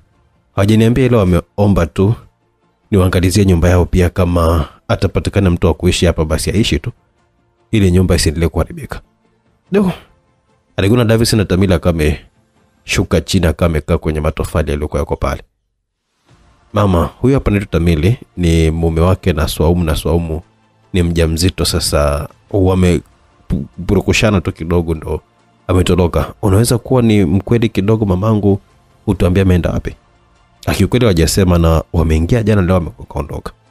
Yuko na nani? Akauliza Tamili. Yuko na Nesi Adela. Yuko na Nesi Adela, sikukwambia kwani? Kwa nini sasa unanifanyia hivi? Akauliza Tamili na Davis hakuwa na jibu la kumwambia. Alifungua pochi yake na kutoa kitita cha pesa. Tafadhali ukipata kujua chochote kile au siku yote akija hapa basi tujulishe. Pole sana kijana wangu. Naelewa namna jinsi unavyojisikia lakini sina namna ya kukusaidia. Sawa, alijibu Tamili na kwenda zake ndani ya gari. Jamani, hebu fanyeni mpango mkaoge na huyo Swaumu jamani. Hebu fanyeni mpango mkaongee na huyo Swaumu jamani. Tanulia mwanangu. Kingston upande mwingine alikuwa ameanza kulalamika baada ya mwanae kurudi nyumbani akawa amevimba macho. Mwanao tu ndo mpumbavu. Anatosaje na mapenzi kiasi hiki? Yaani anashindwa hata kumkamata akambaka hadi. Yaani anashindwa hata kumkamata akambaka, habari ishi hapo. Linabaki tu linalialia tu mwaka wa pili sasa. Alijibu babake. Swaumu ana mimba mama. Ana mimba? Mimba ya mwanaume mwingine? Ndio. Nilisema mimi hilo litoto limezuba sana kama la kike hivi. Babake alikuwa amefyonza na kuondoka kimwacha Kingston akibembeleza na babake. Toto la mama. Jamani nani huyo? Aliuliza mwanamama yule jirani baada ya kusikia mlango wa nyumba aliyokabidhiwa kuilinda ikipondwa kwa nguvu. Ilikuwa ni kule kijijini. Alipojitokeza tu aliwekewa silaha mdomoni. Wako wapi? Hawapo jamani, hawapo, wameshaondoka na sijui ameenda wapi. Unatuona sisi kama watoto wadogo? Hapana, nasema ukweli, hawapo. Kufuli ilitolewa na walizama naye ndani wakienda kukagua. Walikagua nyumba yote kwa umakini na hapo walikuwa wameona tu simu ya Nesi Adela. Wameenda wapi? Na hapa kwa jina la Mungu sifahamu, wao wamesema tu nitazame tu nyumba yao, ila hawajasema wameenda wapi wala watarudi lini. Mr. Tatu alikuwa ametizamana na kijana wake mmoja na walimwachia. Siku yote akirudi hapa hakikisha kwamba unatutaarifu, sasa ukijifanya mjanja tutakurudia hapa na kukutanguliza mbinguni. Aliekewa namba ya simu na kupewa simu yake kisha akaondoka. Mwanamume alikuwa amedondoka chini huku haja ndogo ikiwa inamtoka kwa uoga. Hayupo. Mr. Tatu alikuwa ametuma message kwa mama yake na Frida. Hayupo. Mavule kwa mwambie mwanae. Kivipi hayupo? Wakati address niliyompatia ni sehemu sahihi. Simu ya Mr. Tatu iliita. Hello. Hayupo kivipi? Yaani kama anaelewa kwamba yuko hotelini, kwa hiyo hapa alifika kweli lakini ameshasepa. Uhakika lakini vipi kama amejificha? Unatilia mashaka tena uwezo wa kazi yangu mamto. Sawa mtu, nimekuelewa. Hayupo. Shit. Siwezi kuishi kwa amani kama yeye na wanawe watabaki kuwa hai. Lakini kwa nini usikae utulie na uache kuchokonoa ya mambo? Cha muhimu hayupo mbele ya njia yako, wewe tulia, alafu muda akija sasa kwenye njia yako ndo tumuondoe. Huna haja ya kuanza kutumia nguvu nyingi kiasi hiki. Mama wewe uelewi. Tamila ameniambia kwa mdomo wake ya kwamba atamuoa yule kwa sababu anampenda. Vipi kama akishamuoa? Mimi nitakuwa mchepuko tu nisiyekuwa na haki ya urithi mali zake. Na mwanangu hata kuwa na thamani sawa na hao watoto wengine, na ndio maana ninataka kutengeneza njia inayoweza kunyoka kwa ajili ya watoto wangu. Na kuelewana ndio nasema hivi, kwa sasa hivi dili na mimba yako, mwache Tamili amtafute huyo mwanamke. Akishampata tu tayari kazi yetu inakuwa ni rahisi kumuua. Mbona simple sana? Unadhani itakuwa rahisi kumuua akiwa mikononi mwa Tamili? Umesahau kwamba tulishamuua Rosetta na maisha mengine yakaendelea? Kwa Rosetta naona ni tofauti kabisa yani. Utofauti wake uko wapi ikiwa na yeye pia ashaanza kumpenda yule daktari? Tulimwandikisha barua ya kuacha kazi kisha tukamuua na tukateketeza mwili wake. Tamili si yupo hapo sasa hivi, ni wako na una mimba yake au? Nahisi tu kama huyu hata kuwa rahisi kama kwa Rosetta. Wewe tuliza bori. Mama yako niko hai, kila kitu kitaenda kama tulivyopanga. Wewe tuliza bori, mama yako niko hai, kila kitu kitaenda kama tulivyopanga. Upande mwingine wa simulizi. Sio nyumba kubwa lakini itakufanya uishi kwa amani bila kuwa na mashaka yote yale. Asante Nesi Adela. Baada ya miezi mitatu Nesi Frida alienda hospitali na majibu aliyopewa yalitikisa ubongo wake. Mimba yako imetunga nje ya kizazi na ni hatari sana kwa afya yako, hivi inabidi itolewe. Alibaki akiwa amekodoa macho kweli akiwa kama hajasikia vizuri kile alichokuwa ameambiwa. Alitoka pale kwa daktari akili yake ikiwa inarudia yale maneno. Wakati upande wa pili Swaumu alikuwa amehudhuria kliniki ya kijijini na alipewa taarifa nzuri kuhusu watoto wake. Yaani watoto wako ni wenye afya sana. Alafu kuna mmoja ni mtundu huyo. Yaani huyu atakuwa na tabia za babake kabisa. Swaumu alikuwa amecheka na kujishika tumbo lake kana mtizama Nesi Adela ambaye alikuwa pembeni yake. Nini? Mimba iko nje ya kizazi? Nesi Frida alikuwa ametikisa kichwa kwa machozi yakimtoka kweli. Hapa haiwezekani. Ukishatolewa mimba kuna baki nini tena hapo? Ndio malengo yetu yanakuwa yameyuka. Yeyu. Nilikuwa nataka kushangaa tangu lini ukafanya jambo likafanikiwa wewe? Aliuliza Irene ambaye alikuwa pembeni yao. Irene, kama una maneno mazuri ya kumwambia ndugu yako, embo funga huo mdomo wako. Sasa maneno mazuri yatarudisha hiyo mimba ndani au? Yaani unaforce kweli kuwa na huyo Tamili lakini ndo haijapangwa wewe uone. Umemua Rosetta kwa ajili yake na bado ametokea mwanamke mwingine tena, na huyu sasa ana mimba na sio mimba tu na mapacha. Alipiga kelele Farida na mama yake alimtupia mtu Irene. Hebu toka hapa, nitolee wivu wako tu akimaskini hapa. Hivi nadhani kwamba akipata huyu sisi atatuacha nyuma? Irene akawa ameondoka na kuacha pale. Mama, nyamaza hapa sasa, tuna cha kufanya kuhusu huyo Swaumu, anapaswa kukupa mtoto wako. Nyamaza hapa sasa, tuna cha kufanya kuhusu huyo Swaumu, anapaswa kukupa mtoto wako. Huyu mama, unafikiri kapanga kufanya kitu gani hapa? Wewe tumfuatilie tuone. Eti Swaumu ampe mtoto wake. Yupi tena? Kazi kweli. Haya, ndio moyo wa mwanangu nini? Mtu hata hatujui yuko wapi. Tutajua tu. Wewe niachie mimi hiyo kazi.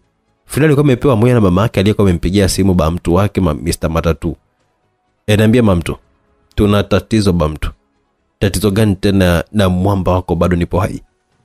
Na lazima kwa namna yote ile anapaswa kuwa na mtoto na huyu Tamili ili maisha yake yawe mazuri. Sasa hapo kuna tatizo gani mamtu? Watoto hapo kibao tu hospitalini, yeye aseme tu anataka jinsia gani. Mamtu, yule Swaumu ana watoto wawili. Tunahitaji abaki hai tumpate mtoto mmoja kisha baada ya hapo huyo mmoja afe na mama yake. Kumbe mpango ndio huo. Ndio mamtu. Basi maisha hiyo. Ngoja niwekeze nguvu kwa vijana wazidi kumtafuta. Sawa. Haya, utulie sasa, babako atashughulikia hilo. Yule sababu wangu. Alisema Nesi Frida. Mwanaume yote anayetembea na mamako ni babako, na vyema ubehave na kumheshimu kwa sababu yeye ndiye anayepambania usimame hapo ulipo sasa hivi. Vipi, mbona hivyo? Tuko upande wa Dr. Davis pamoja na Dr. Tamili, ambapo Davis alikuwa amemuuliza Dr. Tamili. Tamili alimpatia barua ambayo ilikuwa mkononi mwake. Kuna nini tena? Alijiuliza Davis na kuanza kuisoma ile barua. Tarehe 16 si wiki ijayo hiyo. Nimeishiwa hapa nilipo, kwa nini walinipa majibu sasa hivi? Muda ambao sitaki kabisa kushughulishwa na chochote kile. Lakini unabudi bali kwenda. Kumbuka ilikuwa ni ndoto yako kwenda kujiendeleza kwenye hii kile yako ya udaktari, na ndio itakuwa hakika wa kusimamia hospitali ya babako milele. Tena raha ya kule unasoma hadi na uongozi kabisa. Davis, ni kozi ya miaka 5. Miaka 5 nitampataje tena huyo Saumu? Ina maana mimi si nipo. Nitaendelea kumtafuta. Anatamani ni cancel. Acha ujinga, hicho chenyewe unachokiendea ni kwa faida ya hawa watoto wako. Wewe nenda ya huku niache mimi sawa? Isije. Nenda kamanda wangu. Wewe utaki kuja hapa niwe nakupa saruti au? Akauliza Davis akiwa anacheka. Nitaenda tu, ila tafadhali sana mtafute Saumu na kuomba sana. Usijali, na kweli nitamtafuta kwa nguvu zangu zote. Pia utakuwa ukiweka milioni 2 kwa akaunti yake na milioni 1 kwa akaunti ya Frida kwa ajili ya watoto. Sawa, baba mwenye watoto 3 wewe. Nilitamani sana nikutane na Saumu ni mwendo niondoke. Mimi nitakutunzia wewe, usijali. Fanya maandalizi, tarehe 16 ni Jumatatu, si Jumatatu. Leo Ijumaa lakini. Kumbe ni kesho kutwa tu hapo. Ndio, alijibu Tamili. Kuna nini, mbona umeniitia kwako? Aliuliza Nesi Frida. Nitaondoka hapa nchini kwa takriban miaka 5. Asante Mungu, alisema Nesi Frida huko kwa tabasamu. Mbona umetabasamu? Akauliza Dr. Tamili. Hapana, sijafanya hivyo mbona, alijibu Frida. Okay, ukiwa na shida yote tutazungumza na Davis. Nimeshamwachia maagizo na kila mwisho wa mwezi atakuwa anaweka milioni 1 kwenye akaunti yako kwa ajili ya mtoto. Bima ya mtoto nitaenda pia. Sawa, alijibu Nesi Frida ambaye kwake ilikuwa ni magoli tu kutokuwepo kwa Tamili. Madam Khadija alikuwa amefika katika nyumba ambayo Saumu alimwelekeza ya kwamba ni nyumbani kwao na ndio ataenda kuishi huko. Aligonga na kugonga na yule jirani hakusita kutoka kwa mara nyingine. Karibu. Asante samani, sijui nyumba husika ndo hii au nimekuja kumtafuta huyo hapa. Alitoa simu yake na kumuonesha picha ya Saumu. Simjui. Na huyo? Aliuliza akimuonyesha picha bibi yake. Sijawahi kuona pia, alijibu. Mungu wangu, sije nimekosea address. Bibi naye simu yake inaita tu bila hata kupokelewa. Unaitwa nani? Aliulizwa Khadija. Naitwa Khadija, alijibu Madam Khadija. Jambo, piga tena hiyo simu. Alipiga tena simu ya bibi yake na yule mwanamke alikuwa ameitoa mfukoni mwake. Njoo ndani. Alitangulia nyumbani kwake na Khadija kama amemfuata. Kaa hapo. Khadija alikuwa ameketi na mama yule alikuwa ameenda kufunga mlango wa nyumba yake. Sijui nini, lakini ninachofahamu huyo binti hayuko salama. Wamekuja watu wawili hapa kumuulizia na walinishikia silaha. Walikushikia silaha? Akauliza Madam Khadija kwa mshtuko. Ndio. Walinipa pia namba zao. Alitoa namba kwenye simu na kumuonyesha. Hizi hapa. Alichukua namba zile na kuzikopi kwenye simu yake ndogo. Hao watu sio watu wazuri hata kidogo, na wanaonyesha kabisa kwamba kuna unachokitaka kutoka yule binti. Hizi namba nitazifuatilia kwa makini. Tafadhali kwamba mamangu yule binti ni mdogo sana, usikubali kabisa kuambia mahali alipo.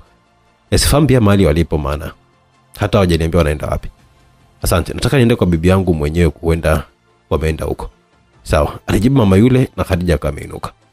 Tafadhali kuwa makini, binti yangu si salama. Sawa mama, alijibu Madam Khadija na kufungua mlango akaondoka. Una nini leo?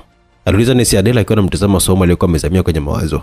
Nimemkumbuka Tamil, alijibu Saumu. Nesi Adela katabasamu. Ni mwanaume wako wa kwanza? Ndio. Huwezi kumsahau basi ukilinganisha na una mimba yake, ila sisemi kwa ubaya, isipokuwa Tamil ni mwanaume mzuri sana. Ukimaanisha nini? Akauliza Saumu. Ana roho nzuri ndani yake, japo ana tabia chafu, ila hizo tabia chafu unajua zinaweza kubadilishwa kama akipata mwanamke mzuri kama wewe. Aliguna tu Saumu. Vipi, nataka nimpigie uzungumze naye? Sitaki, mimi kwanza huna hata simu. Aina na namba zake tunaweza kwenda. Asitaki, mwanaume mchafu sana yule. Sitaki hata wasogelea watoto wangu. Sawa, alijibu Nesi Adela, ila alijua tu mambo yatajipa siku sio nyingi. Alijibu Nesi Adela, ila alijua tu mambo yatajipa siku sio nyingi. Upande mwingine wa simulizi. Unaondoka? Ndio, nataka kwenda kijijini, sipatani kabisa na kelele za mjini. Nesi Frida alikuwa amemwaga Davis baada ya miezi 7 kupita, na sasa mimba yake feki. Nesi Frida alimwaga Davis baada ya miezi 7 kupita, na sasa mimba yake feki iliyotoka ikiwa na miezi 8. Sawa. Pindi nitakapompata Tamil online, nitamjulisha unaenda kijiji gani. Nesi Frida alikuwa ameondoka na kumfuata mama yake huko akiwa anatoa tumbo alilokuwa ameliweka. Mama, mmeshampata huyo Saumu? Bado tuna mwezi mmoja hapa. Kama tumemkosa huyo mtoto wa Saumu, tutampata yote tu, embu tulia basi. Mama, natulia nini sasa? Umeniambia nitulie toka nilipokuwa na mimba ya mwezi mmoja hadi sasa hivi mimba ikatolewa. Leo hii tayari ni miezi 7 bado unasema tulia tu. Irene alicheka kwa nguvu na watu waligeuka na kumtizama yeye. Wakati nasema mimi nilionekanika mjinga na roho mbaya, haya kiko wapi? Huna mimba wala mtoto. Sina mtoto ni kwa sasa, ila sijasema kwamba sitakuwa na mtoto milele, alizungumza Frida. Na najua siku zote unatamani sana kuwa na mwanaume tajiri kama Tamil, lakini hujawahi wala hutawahi kuwa na mwanaume wa namna hiyo, na nitakuhakikishia kila kitu kwangu kitaenda vizuri.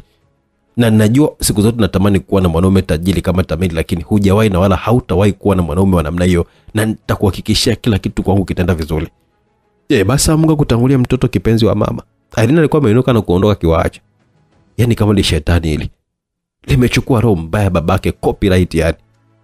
Mama, napaswa kupata mtoto. Najua, lakini sio hapa mjini kwa sababu Davis anakufuatilia zaidi ya Tamili.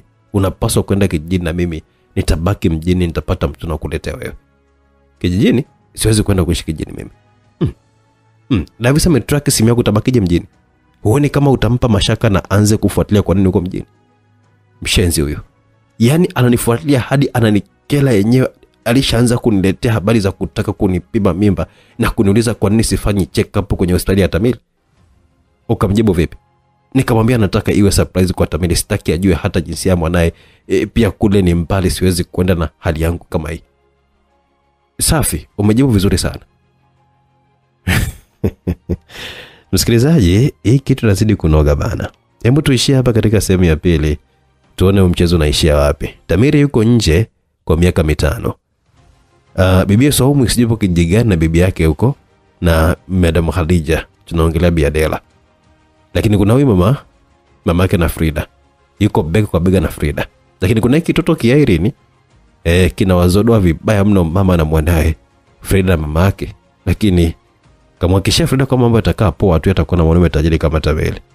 Mimba hamna, wanaweka puto kwenye tumbo kumwadaa Davis. Davis kashashtukia mchezo, anataka kwenda kupima, lakini huyo bidada Frida ameamua kukimbia. Mambo yatakuwaje? Usikose katika sehemu ya pili. Hapana, usikose katika sehemu ya 3. Huu ni uandishi bora wa Bibi Salma Rashid Ramadhani na simulizi ni moyo wangu. Hapana, sio moyo wangu, ni moyo wa mwanangu. Tukutane katika sehemu ya 3 kujua nini kiliendelea. Mpaka wakati huo, bye bye.